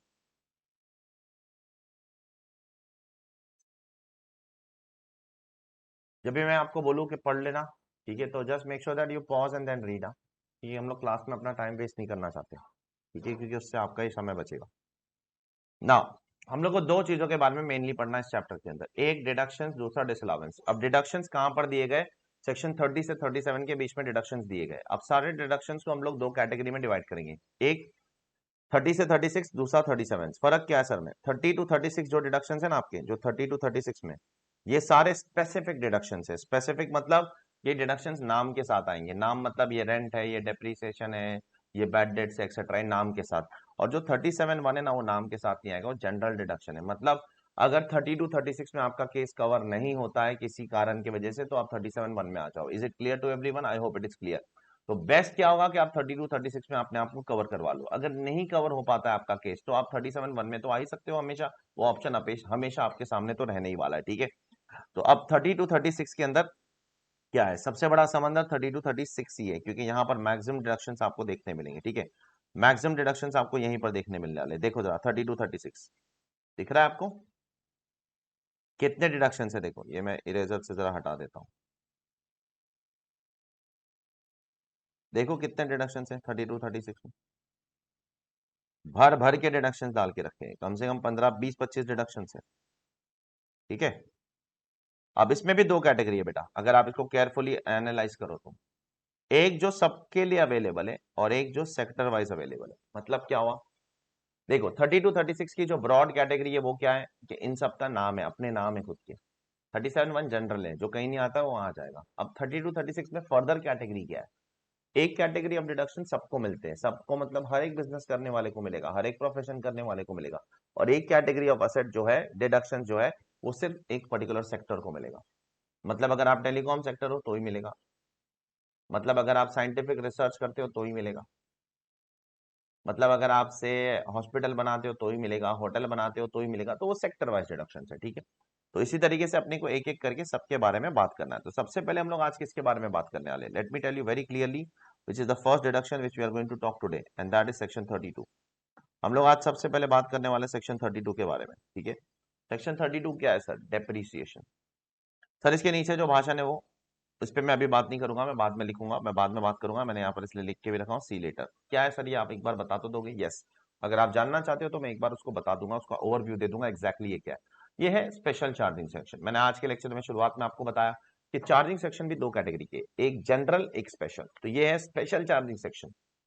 स्पेशल चार्जिंग सेक्शन वाला कैटेगरी है जिसके बारे में अभी बात करके मतलब नहीं है। आज हम लोग फिलहाल जनरल चार्ज पे ही रुकते हैं, स्पेशल चार्ज आने पढ़ने का समय आगे जाकर जरूर आएगा, ठीक है। आज पढ़ेंगे तो हम लोग को थोड़ा सा कंफ्यूजन हो जाएगा ना।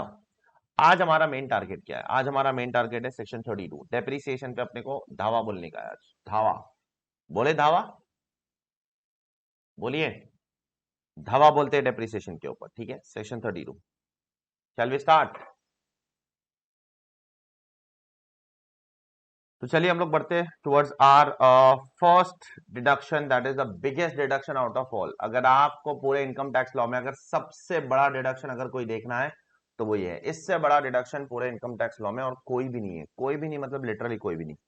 डेप्रीसिएशन, ठीक है। अब डेप्रीसिएशन चार किस्म के होते हैं जैसे आप बोर्ड पे देख सकते हो, एक है नॉर्मल डेप्रीसिएशन, एक है एडिशनल डेप्रीसिएशन, एक है टर्मिनल डेप्रीसिएशन और एक है एसएलएम डेप्रीसिएशन। अब ये जो तीसरा और चौथा डेप्रीसिएशन है ना, वो हर असेसी के लिए नहीं है, वो सिर्फ और सिर्फ पावर जनरेटिंग असेसीज के लिए, ठीक है। तो ये तीसरे और चौथे के बारे में हम लोग बाद में बात करेंगे, अभी हम लोग बात नहीं करेंगे। अभी हम लोग आज सबसे पहले हम किसके बारे में बात करेंगे, ये पहले वाले डेप्रीसिएशन के बारे में, that is the normal depreciation under the normal scheme, ठीक है। That is a block scheme. Block concept के अंदर जो नॉर्मल डेप्रीसिएशन है उसके बारे में हम लोग बात करेंगे। अब डेप्रीसिएशन हम लोग सिर्फ इसके बारे में बात कर रहे हैं हम लोग, देखो ये दिख रहा है बोर्ड पे आपको, सिर्फ इसके बारे में, दूसरे किसी से हमको कोई लेना देना नहीं है आज, ठीक है। इसके बारे में हम लोग बाद में बात करेंगे, इसके बारे में हम लोग बाद में बात करेंगे, इसके बारे में हम लोग बाद में बात करेंगे, ठीक है। आज हम लोग को सिर्फ और सिर्फ इसके बारे में बात करना है, ठीक है। देयरफॉर नॉर्मल डेप्रिसिएशन क्लेम करने के लिए अपने में बहुत सारे कंडीशंस है। अब वो सारे कंडीशंस एक एक करके आपको जानना पड़ेगा। जैसे सबसे पहला कंडीशन क्या है, नॉर्मल डेप्रिसिएशन क्लेम करने का सबसे पहला कंडीशन है कि आपको ओनर होना पड़ेगा। ओनरशिप के बगैर आप नॉर्मल डेप्रिसिएशन नहीं क्लेम कर सकते हो। जब तक आप असेट के ओनर नहीं हो, जब तक ये मोबाइल फोन है, अगर मैं इसका ओनर नहीं हूं तो मैं उसका डेप्रिसिएशन नहीं क्लेम कर सकता हूं, ठीक है। तो ओनर बनने के लिए अभी ओनर का क्राइटेरिया क्या है, what is the definition of owner? क्या owner word income tax law में डिफाइंड है? The answer is no. Income tax law में ओनर शब्द डिफाइंड नहीं है। तो इसका मतलब अब मैं ओनर को कैसे समझू, कहां से उसका डेफिनेशन ढूंढूं? तो सुप्रीम कोर्ट का जजमेंट आपको फॉलो करना पड़ेगा in the case of Mysore minerals limited, जो 1999 1999 में आया था। तो ये केस लॉ क्या बोलता है, ये केस लॉ बोलता है owner means beneficial owner and not legal owner. Legal owner को इससे कोई लेना देना नहीं है। ये सुप्रीम कोर्ट का जजमेंट बोलता है ओनर का मतलब होता है बेनिफिशियल ओनर, जो अगर असेट से फायदा उठाता है वो बेनिफिशियल ओनर माना जाएगा और वही डेप्रिसिएशन एलिजिबल क्लेम करने के लिए एलिजिबल माना जाएगा। लीगैलिटी से हमको कोई लेना देना नहीं है, ठीक है। आप लीगल ओनर है या नहीं हो उससे फर्क नहीं पड़ता है, आप बेनिफिशियल ओनर हो या नहीं हो उससे फर्क पड़ता है। अब सर बेनिफिशियल ओनर का मतलब क्या होता है? मिसाल के तौर पर एक अससी है, उसने एक गाड़ी खरीदी, ठीक है, या एक घर खरीदा या एक ऑफिस खरीदी। उसने एक ऑफिस खरीदी, उसके खरीदने के बाद उसने उसको सामने वाले को पैसा दिया, उसने सारे प्रोसीजर्स पूरे कर दिए और उसने बिजनेस के लिए ऑफिस को यूज करना शुरू कर दिया, ठीक है। तो ऑफिस खरीद लिया, ऑफिस के लिए पैसा दे दिया, बिजनेस के लिए यूज करना भी शुरू कर दिया, लेकिन ऑफिस का रजिस्ट्रेशन अब तक नहीं हो पाया। तो जस्ट बिकॉज ऑफिस का रजिस्ट्रेशन नहीं हो पाया, इसका मतलब ये नहीं है कि ये ऑफिस उसकी नहीं है। रजिस्ट्रेशन करना तो एक लीगल प्रोसीजर है। इसीलिए सुप्रीम कोर्ट ने बोला in the case of Mysore minerals limited that what is important is the beneficial owner and not the legality. Legal procedures आप बाद में करते बैठना, उसमें कोई बहुत बड़ी चीज नहीं है, ठीक है। This is what this particular section has to, this particular case law has to say. उसके बाद अगर आप लीज पर असेट किसी को देते हो तो डेप्रिसिएशन कौन क्लेम करेगा? अगर मैं किसी को असेट लीज पर देता हूं तो डेप्रिसिएशन लेसर क्लेम करेगा, हमेशा याद रखना, सीबीडीटी का सर्कुलर है 2001 का। अगर हायर परचेज पर मैं किसी को असेट देता हूं, अगर मैं आपको हायर परचेज पर असेट दे रहा हूं यूज करने के लिए, तो उस केस में सीबीडीटी ने 1943 में एक सर्कुलर लाया था जिसमें बोला था हायर परचेजर, मतलब अब आप क्लेम करोगे depreciation as per the CBDT circular, ठीक है। उसके बाद यहां पर एक बहुत ही ब्यूटीफुल केस लॉ है जिसके बारे में मैं आपको डिटेल एनालिसिस देता हूं, आईसीडीएस वर्सेस सीआईटी। एग्जैक्टली इस केस लॉ में क्या हुआ था मैं आपको बताता हूं। एक एसएससी है, वो एनबीएफसी है, उसका नाम है ICDS. NBFC means non banking financial corporation, तो एनबीएफसी की तरह काम करती है। अब इस एनबीएफसी का क्या काम है, बहुत सारे काम है, जैसे लोगों को लोन वोन देना एक्सेट्रा। उसके बीच में ये एक और काम करता है, वो है लोगों को गाड़ियां लीज पर देना, लीज पर गाड़ी देता है। लेकिन अब ये कैसा लीज पे गाड़ी देता है, लॉन्ग टर्म लीज पर। सपोज आप एक कस्टमर हो, मेरे पास आओगे, मैं बोलूंगा, आप मेरे पास आओगे और बोलोगे मुझे एक गाड़ी चाहिए, मैं पूछूंगा कितने समय के लिए चाहिए, आप बोलोगे मुझे एक दिन के लिए चाहिए, लोनावला जाना है, ठीक है, इसलिए मुझे गाड़ी चाहिए। मैं बोलूंगा मैं हम लोग ऐसा एक दो दिन के लिए गाड़ी लीज पर नहीं देते हैं, हम लोग लॉन्ग टर्म लीज पर देते हैं। तो अब आप मेरे पास आते हो, बोलते हो मुझे गाड़ी चाहिए, मुझे 3 साल के लिए गाड़ी चाहिए, तो मैं आपको 3 साल के लिए गाड़ी दूंगा। कौन सी गाड़ी दूंगा, जो गाड़ी आप मुझे बोलोगे, जो कार आप मुझे बोलोगे वही कार मैं आपको दूंगा, ठीक है। तो अब सुनो जरा इसमें कैसा बिजनेस मॉडल कैसा है, पहले वो समझिए। आप मेरे पास आओगे, कार मांगोगे, कितने साल के लिए, सिर्फ 3 4 5 साल लॉन्ग टर्म के लिए। तो आप जो भी कार बोलोगे ना, मैं मार्केट में जाऊंगा, वो गाड़ी खरीदूंगा, I will buy that particular car, and after I buy that car I will give that car on lease to you. मैं वो आपको कार लीज पर दे दूंगा, ठीक है। बहुत ज्यादा ध्यान से सुनना मैं क्या बोलने जा रहा हूँ, कि फैक्ट समझना बहुत जरूरी है। अच्छा, जब मैं आपके लिए गाड़ी खरीदूंगा, मैं आपको गाड़ी लीज पे दूंगा, तो गाड़ी पे नाम किसका होगा, रजिस्ट्रेशन सर्टिफिकेट पे नाम किसका होगा, कस्टमर का होगा। क्यों सर, गाड़ी तो आपने खरीदी, आप तो उसको सिर्फ लीज पे दे रहे हो, तो भी कस्टमर का नाम होगा। यस, ये रिक्वायरमेंट है ऑफ मोटर व्हीकल एक्ट 1988 की। मोटर व्हीकल एक्ट 1988 क्या बोलता है, जो मोटर व्हीकल का एक्ट है, कानून है, वो बोलता है कि अगर आप किसी को लॉन्ग टर्म बेसिस पर लीज पे व्हीकल देते हो ना, तो आपको वो व्हीकल का नाम कस्टमर के नाम पे ही रखना पड़ेगा, रजिस्ट्रेशन सर्टिफिकेट कस्टमर के नाम पे करना जरूरी है। आप अपने नाम पे वो रजिस्ट्रेशन सर्टिफिकेट नहीं कर सकते हो, ठीक है। तो अब मैंने क्या किया, बस फैक्ट्स बहुत स्ट्रेट फॉरवर्ड है। मैंने गाड़ी खरीदा, मैंने गाड़ी आपको दिया, आपके नाम पे कर दिया, आप मुझे लीज रेंटल देते हो हर महीने से 3 साल तक, 4 साल तक, 5 साल तक। अब मैंने क्या किया, क्योंकि गाड़ी मैंने खरीदा, मैंने आपको लीज पे दिया, तो मैंने गाड़ी का डेप्रिसिएशन क्लेम किया। कौन, लेसर ने। असेसिंग ऑफिसर बोलता है नहीं दूंगा। मैंने बोला क्यों, बोला दो रीजन। पहला रीजन, गाड़ी आप यूज नहीं कर रहे हो, गाड़ी को यूज करना जरूरी है, ठीक है। दूसरा रीजन, आप गाड़ी के ओनर नहीं हो, गाड़ी का ओनर पेपर पे नाम किसका लिखा है, कस्टमर का। सुप्रीम कोर्ट बीच में आया, सुप्रीम कोर्ट बोला असेसी को डिडक्शन मिलेगा, मतलब लेसर को डिडक्शन मिलेगा। रीजन बीइंग, लेसर दोनों कंडीशन फुलफिल कर रहा है। पहला कंडीशन क्या, लेसर यूज कर रहा है, हाँ यूज कर रहा है। यूज का मतलब ये नहीं है कि गाड़ी खुद चलाने का, यूज का मतलब ये है कि बिजनेस में यूज करने का। अब ये जो बंदा लीज पर गाड़ी देता है, उसका यूज क्या होता है, गाड़ी चलाना यूज होता है कि गाड़ी भाड़े पर चढ़ाना यूज होता है।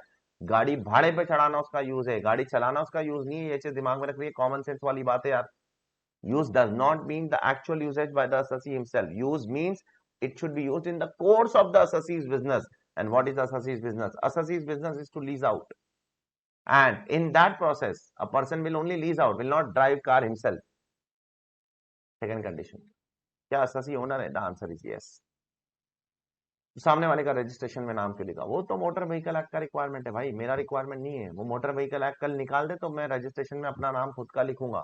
वो मोटर व्हीकल एक्ट वालों ने बोला है कस्टमर का नाम लिखो, इसलिए मैंने लिखा, नहीं तो मेरे को कोई खुद से कोई इच्छा नहीं है। जब लेसर और लेसी का अग्रीमेंट देखा गया ना, उसमें खुद लिखा था कि ओनर लेसर है, उसमें खुद लिखा है कि 5 साल के बाद गाड़ी वापस करेगा तू, समझा, तू ओनर नहीं है। तो सुप्रीम कोर्ट ने बोला ये सब सफिशिएंट एविडेंसेस है to tell that the lessor is the owner and he is using the asset and therefore he should get the depreciation. This is a beautiful judgment which the Supreme Court has given around 7, 8, 9 years back in 2012. ठीक है। Next, depreciation claim करने के लिए आपको सिर्फ owner बनने से कुछ नहीं होगा। डेप्रिसिएशन क्लेम करने के लिए आपको असेट को क्या करना पड़ेगा, यूज भी करना पड़ेगा। Use use use use use use, ये शब्द बहुत ज्यादा इंपॉर्टेंट है हमारे लिए।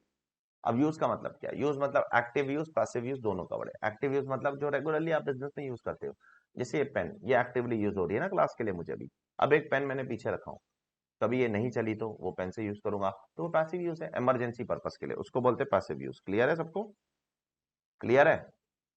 नेक्स्ट, अगर आप किसी एक्स्ट्रॉर्डिनरी रीजन की वजह से यूज नहीं कर पा रहे हो, जैसे आपने मशीनरी खरीद के लेकर आ गए, अब मशीनरी में रॉ मटेरियल डालने के लिए मार्केट में रॉ मटेरियल का शॉर्टेज है, तो मशीनरी तो लाके खरीद के लाके रख दिया फैक्ट्री में, लेकिन रॉ मटेरियल का शॉर्टेज है फैक्ट्री से, मार्केट से, तो अब आपकी क्या गलती है उसमें?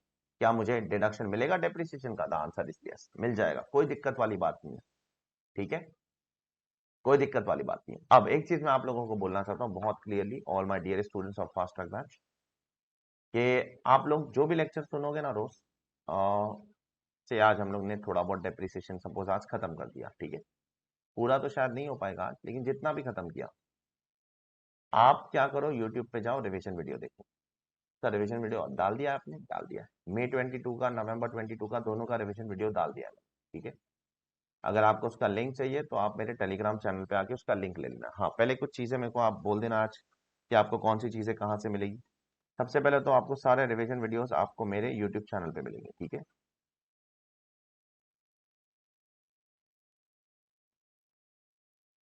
यूट्यूब चैनल का नाम क्या है सर? ये आरिश खान। उसके बाद आपको टेलीग्राम पे ऊपर एक चैनल मिलेगा, ठीक है। एग्जैक्ट नाम आपको बता देता हूँ।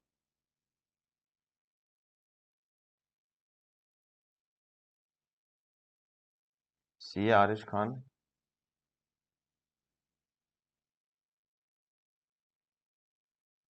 डायरेक्ट टैक्स, ठीक है। एक चैनल भी है इस पर और एक ग्रुप भी है इस पर। ग्रुप काई के लिए है? Doubt solving. और चैनल काई के लिए? सब वीडियोस वीडियोस डालने के लिए चैनल है। और ग्रुप क्यों है? डाउट सॉल्विंग के लिए, ठीक है। क्लियर है?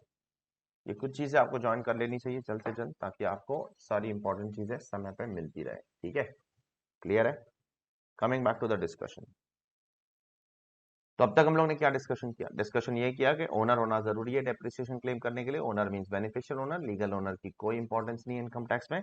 सेकंड, लेसर के केस में, लीज के केस में लेसर क्लेम करेगा, हायर परचेज के केस में हायर परचेज जर, सामने वाला बायर।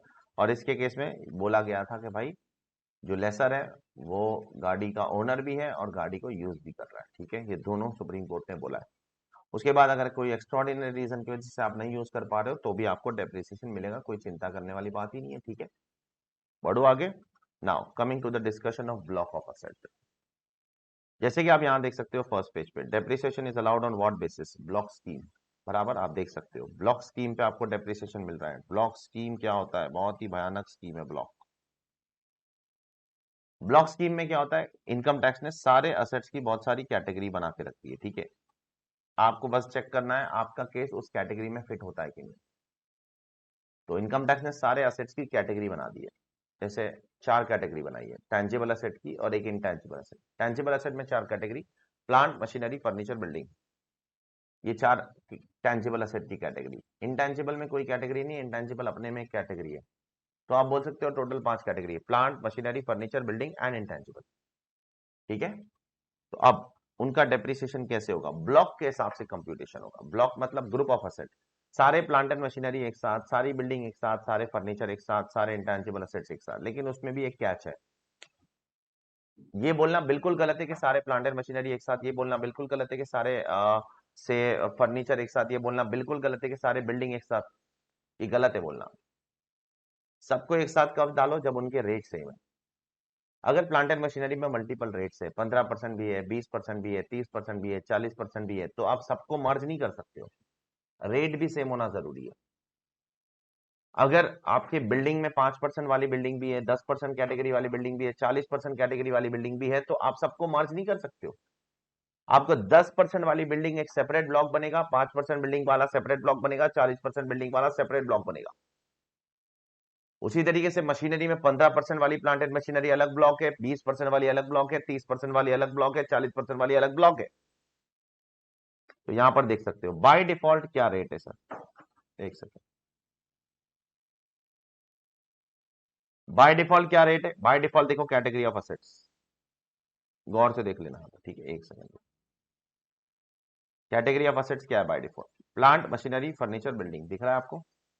यस, ये प्लांट है, ये मशीनरी है, फर्नीचर है, बिल्डिंग है। बाय डिफॉल्ट इनका रेट क्या है? 15%, 15% plant and machinery, furniture building 10%, intangible asset 25%। अगर क्वेश्चन में कुछ नहीं लिखा गया है तो आप ये रेट लेकर क्वेश्चन सॉल्व कर दो। प्लांट मशीनरी के लिए 15%, बिल्डिंग के लिए 10%, फर्नीचर के लिए 10%, दैट्स इट। लेकिन क्वेश्चन में अगर स्पेसिफिकली कुछ चीजें लिखी गई है, जैसे नीचे मल्टीपल रेट्स है। अब मैं बिल्डिंग के मल्टीपल रेट्स आपको बताता हूँ, पहले बिल्डिंग के बताता हूँ, ठीक है। बिल्डिंग में 3 रेट है, बाय डिफॉल्ट 10%, लेकिन अगर रेजिडेंशियल बिल्डिंग है ना तो 5%। देखो, और अगर टेम्पररी स्ट्रक्चर है तो 40 तक का। Can you see this? Can you see this? तो बिल्डिंग में 3 रेट्स हो गए, ठीक है। बाय डिफॉल्ट बिल्डिंग 10%, लेकिन अगर बिल्डिंग लिखा है ये तो रेजिडेंशियल बिल्डिंग है तो 5%। ये तो अगर टेम्पररी स्ट्रक्चर है, कुछ दिनों बाद तोड़ देने वाले या कुछ सालों बाद तोड़ देने वाले, तो 40% रेट है उसका, ठीक है। फर्नीचर की कोई कैटेगरी है? फर्नीचर की कोई कैटेगरी नहीं है, फर्नीचर की सिर्फ एक ही कैटेगरी है, 10%, that's it. Plant and machinery, yes, इसकी ढेरों कैटेगरी है जो एक एक करके आप नीचे देख सकते हो। अभी क्या कैटेगरी है सर प्लांट एंड मशीनरी की? अब आराम आराम से एक एक चीज देखना आप। By default plant and machinery 15%, लेकिन अगर आपकी plant and machinery motor car है, मोटर कार, कौन सी motor car? Motor car in the business of running them on hire. देखो, बाय डिफॉल्ट मोटर कार भी प्लांट एंड मशीनरी, और motor car plant and machinery है तो motor car का भी परसेंटेज 15% ही होएगा, क्योंकि वो प्लांट एंड मशीनरी। लेकिन अगर आपकी motor car is in the business of running them on hire, से आपका बिजनेस है उबर ओला, तो वो आप दिन भर हायर पे चलाते रहते हो, आपका काम ही गाड़ी चलाना है, तो उसमें आपको 30% का डेप्रिसिएशन रेट है। 30% का डेप्रिसिएशन रेट है। तो दो कैटेगरी, एक 15%, एक 30%। तो बाय डिफॉल्ट 15% मोटर कार, लेकिन if the business is of running them on hire then 30%। Clear?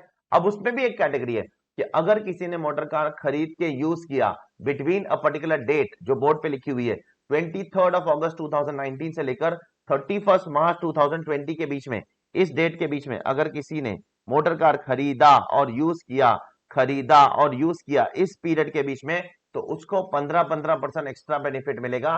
That is, जिसको 15 मिलता है उसको 30% रेट मिलेगा, और जिसको 30% रेट है उसके लिए 45% हो जाएगा। तो गवर्नमेंट ने इस पीरियड में एक टेम्पररी बूम देने के लिए, क्योंकि ऑटो इंडस्ट्री रिसेशन में जा रही थी कोविड के पहले, तो कोविड के पहले क्योंकि ऑटो इंडस्ट्री ठप हो रही थी, गवर्नमेंट ने उनको एक एनकरेजमेंट देने के लिए डेप्रिसिएशन रेट बढ़ा दिया। ठीक है, I hope it is clear to you. तो अभी मोटर कार के कितने रेट है? 15% भी है, 30% भी है, 45% भी है। 15 का भी नॉर्मली, 30 का भी जब आप अपनी motor car in the running of business on hire, वो बिजनेस में चलाते हो, तो 30%। और एक्स्ट्रा 15% का भी जब आपने इस पीरियड के बीच में खरीदा है, तो एक्स्ट्रा 15%। कंप्यूटर कितने पे डेप्रिशिएट होता है sir? Computer is depreciated at 40%। उसके peripherals are also depreciated at 40%। इसके ब्रैकेट में जो लिखा है वो बाद में देखेंगे इंटरनेशनल टैक्स के अंदर। Mobile phone EPBX all are depreciable at 15%, 15%, 15%। EPBX क्या होता है सर? वो ऑफिस में वो जो होता है ना टेलीकम्युनिकेशन के लिए, जो तुम्हारा पूरा का पूरा नेटवर्क, हर एक डेस्क पे एक टेलीफोन होता है, उसको बोलते हैं ईपीबीएक्स। जहाँ रिसेप्शन से आपके डेस्क पे कॉल आएगा एक्सेट्रा, आप रिसेप्शन में कॉल कर सकते हो, उसको ईपीबीएक्स बोलते हैं, वो पूरे टेलीकॉम सिस्टम को। क्लियर है? Next, wind mill, professional books, pollution control equipment, aircraft. Wind mill, professional book, pollution control equipment, aircraft, ये सब कुछ 40% पे टैक्स होता है। सॉरी, टैक्स नहीं होता, डेप्रिशिएट होता है। और शिप्स कितने परसेंट पे डेप्रिशिएट होती है? 20% पे। I hope it is clear to everyone. Is it clear? बोलिए। तो ये मल्टीपल रेट्स है, अगर क्वेश्चन में कुछ नहीं बोला है तो आप 15 15 10 10 ले लो। Intangible asset 25%। Sir intangible asset में गुडविल नहीं आएगा, गुडविल नहीं आएगा, उस पर बात करेंगे बाद में जाके। गवर्नमेंट ऑफ इंडिया ने फाइनेंस एक्ट 21 में इंटेंजिबल एसेट से गुडविल को बाहर फेंक दिया है, पहले था, अब गवर्नमेंट ने उसको बाहर फेंक दिया है। Goodwill is out of question now. Last year तक था, पिछले साल तक गुडविल वॉज इंटेंजिबल एसेट और उस पर डेप्रिसिएशन आपको मिलता था, लेकिन अब फाइनेंस एक्ट 21 में ये आपका पहला अमेंडमेंट है आपके एग्जाम के लिए। 2022 में अगर आप एग्जाम दे रहे हो तो आपका पहला अमेंडमेंट ये है कि goodwill will not be eligible for depreciation now. ठीक है, तो ये आपके मल्टीपल रेट से। अब इनकम टैक्स में डेप्रिसिएशन के और भी अजीब फंडे। क्या अजीब फंडे? सुनो गौर से। ये अजीब फंडा है कि अगर कोई असेट, बहुत ज्यादा ध्यान से सुनना, आपने खरीदा, कभी खरीदा, फॉर एग्जांपल करंट ईयर में खरीदा, प्रीवियस ईयर 21 22 हमारे एग्जाम के लिए असेसमेंट प्रीवियस ईयर है, और असेसमेंट ईयर 22 23 हमारे एग्जाम के लिए असेसमेंट ईयर है। ये चीजें दिमाग में अच्छे से घुसेड़ लो, ये एग्जाम के लिए आपका रेलेवेंट असेसमेंट ईयर है और प्रीवियस ईयर है, ये भूलना मत। ठीक है, क्लियर है? हाँ, अब गौर से सुनो मेरी बात, ध्यान से देखना कि सपोज आपने प्रीवियस ईयर 21 22, ठीक है, आपने असेट परचेज किया और फिर यूज किया, कितने दिन से कम? 180 दिन से कम यूज किया। तो जो भी आपका डेप्रिसिएशन का रेट है ना वो हाफ हो जाएगा, सिर्फ उसी साल के लिए, अगले साल के लिए नहीं। अगले साल आप नॉर्मल रेट, मतलब 15% है तो वो कट हो जाएगा, वो आ जाएगा 7.5%। मतलब 20% है तो वो कट हो जाएगा, वो हो जाएगा 10%, सिर्फ इसी साल के लिए। अगले साल से आपको वापस 15, वापस 20% मिलना चालू हो जाएगा, ठीक है। लेकिन ये कंडीशन कब एप्लीकेबल है पता है, बहुत ज्यादा ध्यान से सुनना, यहाँ पर मैक्सिमम लोगों से गलती होती है। ये कंडीशन तब एप्लीकेबल है कि डेप्रिसिएशन तेरा आधा कर देंगे, आधा कर देंगे, आधा कर देंगे, ये तब एप्लीकेबल है जब आप परचेस एंड यूज ये दोनों के दोनों काम सेम फाइनेंशियल ईयर में करते हो, ठीक है, तो ही ये 50% होगा। इसका मतलब क्या है, अगर आपने परचेस 2021-22 में किया, गौर से सुनना मेरी बात अभी, ठीक है, 2021-22 में परचेस किया और सेम ईयर में यूज नहीं किया, अगले साल यूज किया, यूज अगले साल किया, कभी 22-23 में, और इस साल अगर आपने 180 डेज से कम भी यूज किया ना, कम भी यूज किया ना, तो भी आपका इस साल, अगले साल जो डेप्रिसिएशन होएगा ना वो हाफ नहीं होएगा, वो आपको फुली मिलेगा। तुमको समझ में आया मैंने क्या बोला? ये जो हाफ का क्राइटेरिया है ना, ये सिर्फ कब एप्लीकेबल है पता है, अगर मैं जिस साल में खरीदता हूं उसी साल में मैं उसको यूज करना भी चालू कर देता हूं, और उसी साल में, अगर जिस साल में खरीदता हूं उसी साल में उसको अगर मैं 180 दिन से कम यूज करता हूं तो हाफ होएगा।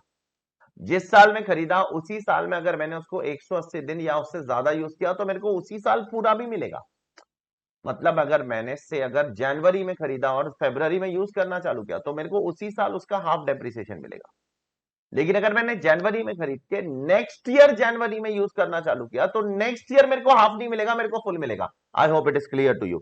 ऐसा मैं काय को बोलता हूं, ऐसा मैं इसलिए बोलता हूं क्योंकि लॉ में क्या लिखा है देखो, it becomes half when depreciation rate becomes half, it becomes half, it becomes half when an asset is acquired and put to use in that previous year for less than 180 days. If you acquire an asset and if you put to use that asset in that previous year for less than 180 days, then it becomes half. I hope it is clear to you. Is it clear? तो इसीलिए if an asset is acquired in 1 year but put to use for less than 180 days in the next year, आपने इस साल acquire करके next, ये बहुत important adjustment है exam के लिए, पहले बोल रहा हूं केयरफुल रहना, आपने अक्वायर इस साल किया और अगले साल 180 दिन से कम यूज किया, then it won't become half in the next year, it won't become half in the next year, वो अगले साल हाफ नहीं होगा, नहीं होगा वो अगले साल half. Is it clear to everyone? I hope it is clear, ठीक है। तो आगे बढ़ रहा हूं मैं टुवर्ड्स द नेक्स्ट पार्ट। यहां पर अगर मैं आऊं तो गौर से देखो जरा, ठीक है, इसको हटा रहा हूं। सर ये हमारा, ये जो चार शब्द है sir, plant, machinery, furniture, building, sir ये सब कुछ डिफाइंड है क्या सर लॉ में? ठीक है, चलो try to let us try to understand, क्या ये लॉ में डिफाइंड है? क्या ये लॉ में डिफाइंड है? क्या ये लॉ में डिफाइंड है? क्या ये लॉ में डिफाइंड है? क्या ये लॉ में defined? Are these term defined in the law? And the answer is no, no, no and yes. ये चारों में से सिर्फ एक शब्द डिफाइंड है and that is plant. Plant definition government ने डाला है लॉ में, ठीक है, ये एक ही चीज डिफाइन किया है गवर्नमेंट ने, क्योंकि प्लांट एक बहुत जनरल टर्म है, कोई सर फिरे लोग कुछ भी सोचना चालू कर देंगे, प्लांट मतलब पत्ते, फूल। अरे भाई ऐसा मत सोचो भाई, अरे पहला मतलब तो वही आता है ना अपनी डे टू डे लाइफ में भी। अगर मैं तुमको पूछूं, सपोज आप में से किसी का नाम है आयुष, आयुष प्लांट का मतलब बता, तो सर वो पत्ता सर, ग्रीन कलर का। अरे ऐसा थोड़ी होता है, इनकम टैक्स में ग्रीन कलर के पत्ते से प्लांट को क्या लेना देना है? इनकम टैक्स में प्लांट का डेफिनेशन अलग, क्या आएगा, प्लांट इंक्लूसिव डिफाइंड है। प्लांट में शिप आता है, व्हीकल आता है, aircraft, sorry, vehicle, scientific apparatus, surgical equipment, ships, vehicles, ये सब प्लांट है। बुक्स भी प्लांट है इनकम टैक्स में, बुक्स को, प्रोफेशनल बुक्स भी प्लांट माना जाएगा। मशीनरी तो नहीं बोल सकते ना, बुक्स में क्या मशीन है? देखो बुक्स को अगर आपको कहीं फिट करना है तो आपको ये चार में से कहीं ना कहीं तो बुक्स को फिट करना पड़ेगा। आप बुक्स को आप क्या बोलोगे, क्या बुक्स को आप बिल्डिंग बोलोगे, हाँ, फर्नीचर बोलोगे, मशीनरी बोलोगे? नहीं, प्लांट ही बोलना पड़ेगा, आपके पास कोई दूसरा ऑप्शन नहीं है, ठीक है। इसलिए गवर्नमेंट ने यहाँ पर जस्ट डिफाइन किया डेफिनेशन ऑफ प्लांट, प्लांट में क्या क्या आएगा, क्या क्या नहीं आएगा वो भी बता दिया। प्लांट में शिप आएगा, व्हीकल आएगा, बुक्स आएगा, साइंटिफिक अपैरेटस आएगा, सर्जिकल इक्विपमेंट आएगा, अब क्या क्या नहीं आएगा वो भी बता दिया लॉ ने, ठीक है। क्या क्या नहीं आएगा? Plant does not include what? Plant does not include T bushes. T bushes मतलब ज्यादा दिल पे मत ले, इसीलिए मैंने आपको बोला प्लांट के जैसा वर्ड आएगा प्लांट दिमाग में हमारे सामने फूल पत्ती आएगी। तो टी बुशेस क्या है? जो टी लीव्स होती है ना, उसको उसको प्लांट मत मानना, ठीक है? लाइव स्टॉक को प्लांट मत मानना, वो जानवर है, वो प्लांट नहीं है तुम्हारा। बिल्डिंग को प्लांट मत मानो, वो अलग से डिफाइंड है। बिल्डिंग तो अलग से कैटेगरी है ना असेट की, उसको प्लांट क्यों मान रहे हो? फर्नीचर फिटिंग अलग से कैटेगरी असेट की, उसको प्लांट क्यों मान रहे हो? तो ये कुछ गवर्नमेंट ने यहाँ पर एक्सक्लूजन डाले, इंक्लूजन डाले कि क्या प्लांट के डेफिनेशन में आएगा, क्या प्लांट के डेफिनेशन में नहीं आएगा, ठीक है? I hope it is clear to you, right? अब यहाँ पर बस आप इतना ध्यान रखना कि क्या क्या प्लांट के डेफिनेशन में नहीं आएगा ना, वो ध्यान में रखना, वो थोड़ा सा ज्यादा इंपॉर्टेंट है। क्या आएगा वो इतना इंपॉर्टेंट नहीं है, क्या नहीं आएगा वो ज्यादा इंपॉर्टेंट है हमारे सिलेबस के लिए। क्लियर? आगे बढ़ता हूं मैं। When can depreciation be claimed? अब देखो ब्लॉक का कॉन्सेप्ट है ना, तो आपको ये दो कंडीशंस फुलफिल करनी पड़ेगी। दो कंडीशंस क्या पता है? सपोज देखो ब्लॉक का कॉन्सेप्ट कैसे चलता है, कुछ इस तरीके से जैसा मैं बोर्ड पे डालने जा रहा हूं। ओपनिंग डब्ल्यूडीवी, यहां पर मैं दो कॉलम बनाता हूं, क्वांटिटी और अमाउंट, ठीक है? से क्वांटिटी ओपनिंग डब्ल्यूडीवी में 0 है, अमाउंट भी 0 है। अब मैंने क्या किया, मैंने दो असेट परचेज किया। दो असेट कितने में परचेज किया? से 2 लाख में, ठीक है? अब मैंने उसमें से कुछ सेल किया, ठीक है? हाँ। अब सेल करने के बाद यहां पर है ना, आपका जो क्वांटिटी है ना, क्वांटिटी उसमें कम से कम एक असेट होना चाहिए, और यहाँ वाला अमाउंट है ना वो पॉजिटिव होना चाहिए। जब तक ये दोनों कंडीशन फुलफिल नहीं होगा ना, तब तक आप डेप्रिसिएशन लेने के बारे में सोच ही नहीं सकते हो। You have to fulfil these two conditions. पहला कंडीशन, आपका क्वांटिटी 0 नहीं होना मांगता है। दूसरा कंडीशन, आपका जो वैल्यू है वो पॉजिटिव रहना चाहिए और नेगेटिव नहीं होना मांगता है। अगर ये दोनों में से एक भी कंडीशन वायलेट हुआ, अगर ये वायलेट हो गया या ये वायलेट हो गया, दोनों में से एक भी हुआ, आपको डेप्रिसिएशन मिलना बंद हो जाएगा, ठीक है? I hope it is clear to you. इसीलिए यहां पर दो कंडीशन डाला है। The block of asset must be positive on the last day. Positive मतलब जो अमाउंट कॉलम है उसमें पॉजिटिव होना चाहिए, उसमें नेगेटिव नहीं होना चाहिए। And the block must not cease to exist, that is quantity column should not become what? बोलो, quantity column should not become what? 0। Quantity column 0 नहीं हो जाना चाहिए। I hope it is clear to you, is it? जैसे मिसाल के तौर पर यहां पर पॉसिबल है ना यार, देखो कैसे पॉसिबल है, मैं आपको बताता हूं, ठीक है? जरा देखना ध्यान से कैसे पॉसिबल। फॉर एग्जाम्पल, अगर मैंने एक असेट बेच दिया 3 लाख में, ठीक है? हो सकता है, हो सकता है, तो ये नेगेटिव हो जाएगा। बराबर देख लो, होगा कि नहीं होगा? अरे बोलिए। या मैंने दोनों असेट बेच दिया, ठीक है? तो ये 0 हो जाएगा, ठीक है? तो फिर से कंडीशन वायलेट हो जाएगी। दोनों वायलेट नहीं करना है, इसको भी आपको क्या रखना है? इसको भी आपको रखना है पॉजिटिव, मतलब कम से कम एक क्वांटिटी होनी चाहिए और इसके अंदर भी पॉजिटिव अमाउंट होना चाहिए, नेगेटिव नहीं चलेगा। I hope everyone is clear यार, ठीक है? आगे बढ़ता हूं। Is it mandatory to claim depreciation? The answer is yes. Answer is yes. Sir क्यों मैंडेटरी है? मैंडेटरी है, नहीं तो अससी क्या करेगा मैं बताता हूं। देखो मैंडेटरी टू क्लेम का डेप्रिसिएशन का मतलब क्या होता है? देखो एक नॉर्मल माइंड से सोचोगे तो हर एक स्टूडेंट बोलेगा सर डेप्रिसिएशन तो क्लेम करना ही चाहिए ना सर, उसमें क्या सोचने वाली बात क्या है सर? उसमें सोचने वाली बात ही क्या है, ठीक है? तो डेप्रिसिएशन हमेशा क्लेम करना चाहिए सर इंसान को, सही बात है, क्लेम करना चाहिए, बट क्या मैंडेटरी है? गवर्नमेंट ने मैंडेटरी डाल दिया। आप बोलोगे गवर्नमेंट का को जोर जबरदस्ती कमार कर दिया हमारे ऊपर, हमको नहीं करने का तो हम लोग नहीं करेंगे, हमको करने का क्लेम तो करेंगे। नहीं नहीं, गवर्नमेंट बोलती है तुमको जबरदस्ती करना पड़ेगा बे, नहीं तो नहीं करेंगे तो हम लोग देंगे। मैं बोला काय को जबरदस्ती कर रहे हैं? देखो अगर गवर्नमेंट ऑप्शनल डाल देगी ना, अपने अससी अपने हिसाब से फिर बोलेगा मेरे को लेने का है तो लेगा, नहीं लेने का है तो नहीं लेगा। क्यों नहीं लेगा? लेकिन रीजन ये है, दिमाग एक इंसान नॉर्मल दिमाग ये सोचेगा एक नॉर्मल स्टूडेंट का कि मेरे को क्यों नहीं चाहिए डेप्रिसिएशन का deduction, why the hell I don't want the deduction of depreciation. भाई रीजन क्या हो सकता है डेप्रिसिएशन नहीं क्लेम करने का? मैं बताता हूं। रीजन ये हो सकता है कि अगर डेप्रिसिएशन क्लेम कर लोगे ना तो आपका असेट ब्लॉक में चला जाएगा। एक एक कड़ी जोड़ो, अगर डेप्रिसिएशन क्लेम कर लोगे, ठीक है? सुनो, अगर आप डेप्रिसिएशन क्लेम कर लेते हो, ठीक है, स्टेप नंबर 1, तो आपका असेट ब्लॉक में चला जाएगा। ब्लॉक में चला जाएगा तो जब आप बेचोगे ना, तो आपने आईपीसीसी में पढ़ा होगा या प्रैक्टिकल लाइफ में किया होगा कि ब्लॉक का असेट जब सेल करते हो ना तो हमेशा एसटीसीजी होता है, हमेशा। एलटीसीजी नहीं होता उसमें। उसमें आपको 30% टैक्स लग जाएगा, प्लस एग्जामेशन भी नहीं मिलेंगे, जो 54 में एग्जामेशन हो। कुछ एग्जाम्पशंस नहीं, मैं नहीं कह रहा हूं कि सारे नहीं मिलेंगे, कुछ नहीं मिलेंगे। और सर टैक्स रेट जबरदस्त हो जाएगा ना आपका, प्लस और सर इंडेक्सेशन भी नहीं मिलेगा। ठीक है, ब्लॉक वाले एसेट पे इंडेक्सेशन नहीं मिलता है लॉन्ग टर्म होने के बावजूद। तो कितने डिसएडवांटेजेस है सोचो ब्लॉक में आने के।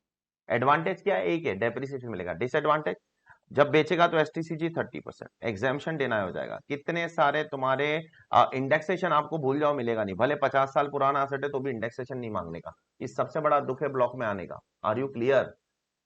समझ आ रहा है आपके मैं क्या बोल रहा हूँ बेटा? बहुत ही डेंजरस पॉइंट है ब्लॉक में आना, मतलब एक बहुत बड़ा सरदर्द है। इसलिए एसएससी क्या बोलता है, मेरे को नहीं जाना है ब्लॉक में, मेरे को नहीं चाहिए डेप्रिसिएशन। गवर्नमेंट ने बोला मैंडेटरी है, क्लेम करना पड़ेगा तेरे को, तेरे पास ऑप्शन नहीं है, समझा? मैंडेट है, ये क्लेम करना है मतलब करना ही है। ठीक है, तो you have to mandatorily claim depreciation, you have to claim it, you have to claim it, you have to claim it. I hope it is clear to you. Is it clear? बोलिए। ठीक है, बढ़ो आगे। हाँ, अब ये अगला जो डिस्कशन है मैं फिलहाल अभी होल्ड पे रख रहा हूँ। How to arrive at WDP for next year, इस पे कल बात करेंगे यार, मतलब अगले सेशन में। अभी मैं आज के सेशन के लिए एक आखिरी डिस्कशन अभी उठा रहा हूँ और अपना लेक्चर खत्म कर रहा हूँ। ठीक है, थोड़ा थोड़ा डोज दूंगा, बहुत सारा डोज एक साथ दूंगा तो आपको बहुत ज्यादा हैवी हो जाएगा। ठीक है, थोड़ा आराम आराम से देखना। आप कैसे रिवाइज करोगे बताएं? आप जैसे जैसे मेरे लेक्चर देख रहे हो ना, उतना उतना उसी दिन रिवाइज करके खत्म कर दो, खत्म, उसी दिन खत्म। अलग से बैठ के पढ़ने का नहीं। अभी अभी आज के आज रिवाइज करोगे तो ये 1-1.5 घंटे का लेक्चर 10 मिनट में रिवाइज हो जाएगा आसानी से, ज्यादा से ज्यादा 15 मिनट लगेगा। सेम डे पे रिवाइज कर लो और लेक्चर कंसिस्टेंटली देखो प्लीज। लेक्चर के बीच में मतलब जरा भी आलसपन नहीं चाहिए मुझे कि आप 2 लेक्चर देख रहे हो फिर बाद में 10 दिन तक देख ही नहीं रहे हो, फिर 2 लेक्चर देख रहे हो फिर 10 दिन तक नहीं देख रहे हो। ऐसी सारी हरकत नहीं करना बेटा, आपको बहुत तकलीफ हो जाएगी प्लीज यार। ठीक है, अब हम लोग बात करते हैं हमारे दूसरे डेप्रिसिएशन के बारे में जो यहां पर आपको दिख रहा है। ठीक है, कहां पर? यहां पर।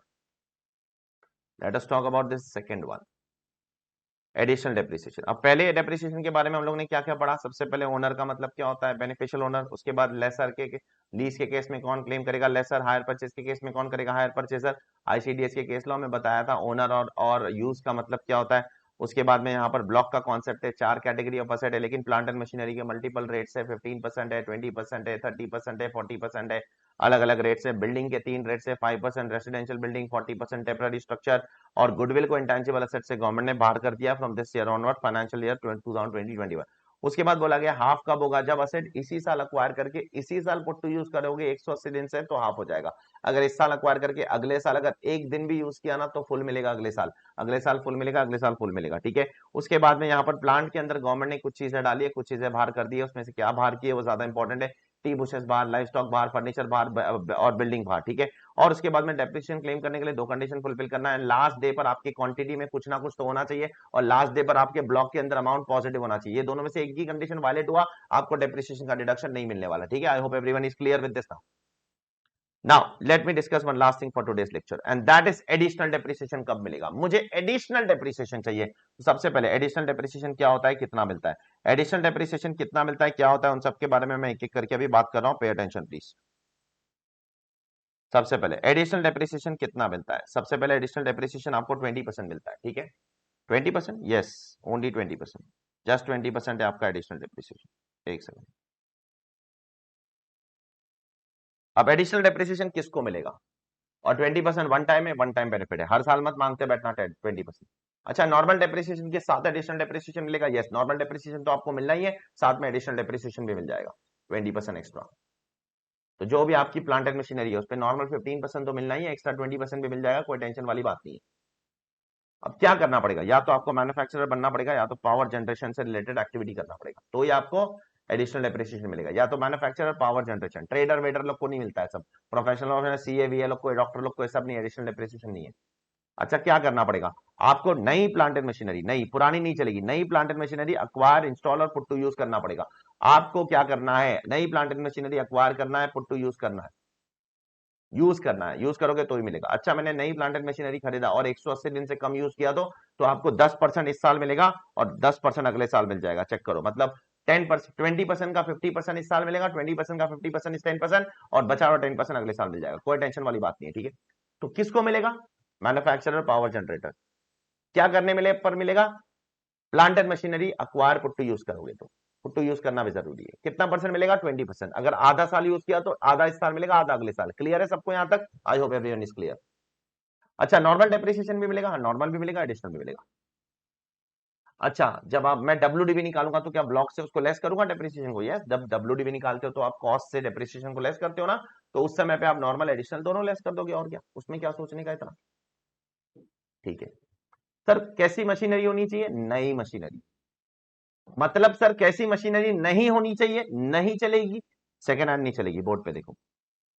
और सर, ऑफिस में रखने वाली मशीनरी नहीं चलेगी, रेसिडेंशियल अकोमोडेशन में रखने वाली मशीनरी नहीं चलेगी, शिप नहीं चलेगा, एयरक्राफ्ट नहीं चलेगा, रोड ट्रांसपोर्ट व्हीकल भी नहीं चलेगा, और ऐसा प्लांट एंड मशीनरी जिसके ऊपर ऑलरेडी आपने किसी और सेक्शन के अंदर कोई डिडक्शन क्लेम करके बैठे हो, वो भी नहीं चलेगा। देयरफॉर सेकंड हैंड तो चलेगी नहीं सर। इंपोर्टेड सेकंड हैंड चलेगी? इंपोर्टेड सेकंड हैंड भी नहीं चलेगी। देश से खरीदोगे तो भी चलेगी, विदेश से खरीदोगे तो भी चलेगी, इंडिया से खरीदोगे तो भी नहीं चलेगी, इंपोर्ट करोगे तो भी नहीं चलेगी। सेकंड हैंड नहीं चलेगी। Second hand plant and machinery नहीं चलेगी। ऑफिस प्रीमाइज नहीं चलेगा। रेसिडेंशियल अकोमोडेशन में रखने वाली कुछ एसी वेसी ये सब रख रहे हो, नहीं चलेगा। फ्रिज रख रहे हो, ओवन रख रहे हो, ये सब नहीं चलेगा। टीवी भी ये सब नहीं चलेगा, ऑफिस में रखने वाली चीजें। और सर, शिप नहीं चलेगा, एयरक्राफ्ट नहीं चलेगा, रोड ट्रांसपोर्ट व्हीकल भी नहीं चलेगा, और ऐसी मशीनरी जिसपे ऑलरेडी डिडक्शन क्लेम करके बैठे हो वो भी नहीं चलेगा। ठीक है। अब सर, मैन्युफैक्चरिंग में एक सवाल पूछना है क्या सर, क्या प्रिंटिंग करने वाले जो मशीनरी यूज करते हैं, प्रिंटिंग प्रेस वाले, क्या वो मैन्युफैक्चरिंग माने जाएंगे और क्या उनको एडिशनल डेप्रिसिएशन मिलेगा? सीबीडीटी ने इस पर क्लैरिफिकेशन लाया और यहां पर लिखा है, चेक करो। अगर आप प्रिंटिंग करते हो या प्रिंटिंग और पब्लिशिंग दोनों करते हो तो आप मैन्युफैक्चरर माने जाओगे और आपको एडिशनल डेप्रिसिएशन मिलेगा। चेक कर लो, प्रिंटिंग और पब्लिशिंग दोनों करना पड़ेगा या तो सिर्फ printing. If you are engage in printing, और बराबर से देख लो, मैं हाईलाइट कर देता हूं, चाहिए तो। ठीक है, प्रिंटिंग और printing and publishing, if you are engaged in either of the two, then you will get the benefit. Is it clear to everyone? बोलिए। तो this is what your additional depreciation is all about. तो I hope, मैं उम्मीद करता हूं आप सब लोगों को बहुत मजा आया होगा लेक्चर के अंदर। ठीक है, फास्ट ट्रैक बैच है, मैक्सिमम चीज मैं प्रॉमिस करता हूं आपको कवर करने की, और ये गारंटी देता हूं कि पूरे इंडिया में फास्ट ट्रैक बैच में ऐसा कवरेज अगर कहीं और मिले आपको तो मुझे आके बता दो। ठीक है, मैं क्या कर सकता हूं? कुछ करूंगा तो नहीं, बट मैं उसको और अपनी तरफ से अपने फास्ट ट्रैक बैच को और इंप्रूव करने की कोशिश करूंगा। बट बहुत ही मेहनत करके मैं आपको कंटेंट देने की कोशिश कर रहा हूं बेटा। इसका आप बस मेरे से आपको हाथ जोड़ के एक ही विनंती है, वो ये है कि आप लेक्चर्स रेगुलरली देखना प्लीज, और रेगुलरली उसको रिवाइज करते रहना, बस ये मेरी आपसे विनंती है। अगर आप एक लेक्चर आज देखोगे, एक 10 दिन बाद, एक 15 दिन बाद, एक 30 दिन बाद, फिर वो आपका पूरा लिंक टूट जाएगा सब्जेक्ट का, फिर मजा नहीं आने वाला है आपको सब्जेक्ट पढ़ने में। ये चीज दिमाग में रखो प्लीज। इतनी रिक्वेस्ट तो मैं आपका आपका प्रोफेसर के नाते रख सकता हूँ यार। ठीक है, तो thank you very much, God bless you all. अपने सारे दोस्तों को भी इस फास्ट ट्रैक बैच के बारे में बताओ। And again I am saying, it is recommended to those people who have done direct tax once earlier and they are not sure about what exactly the content is. People who are doing direct tax for the first time, मैं request करता हूं, you should go for the regular batch. और सारे lectures मेरे आपसे सिर्फ कहां मिलेंगे, ये चीज दिमाग में रखना, सिर्फ मेरे चैनल पे, सिर्फ मेरे ऑर्गेनाइजेशन में, और कहीं पर भी नहीं। सिर्फ मेरे ऑर्गेनाइजेशन में आपको मेरे लेक्चर्स मिलने वाले, ये चीज दिमाग में रखना। ठीक है, क्योंकि मैंने एक नया वेंचर शुरू किया है। आपको सारे लेक्चर्स मुझसे ही मिलेंगे। आप मेरे रिस्पेक्टेड नंबर पे आप कॉल करो, मैं आपको रिवर्ट बैक करने की कोशिश करूंगा। बंद करता हूं लेक्चर, कल कंटिन्यू करेंगे। Take care all of you, ध्यान रखो सब लोग अपना, बाय।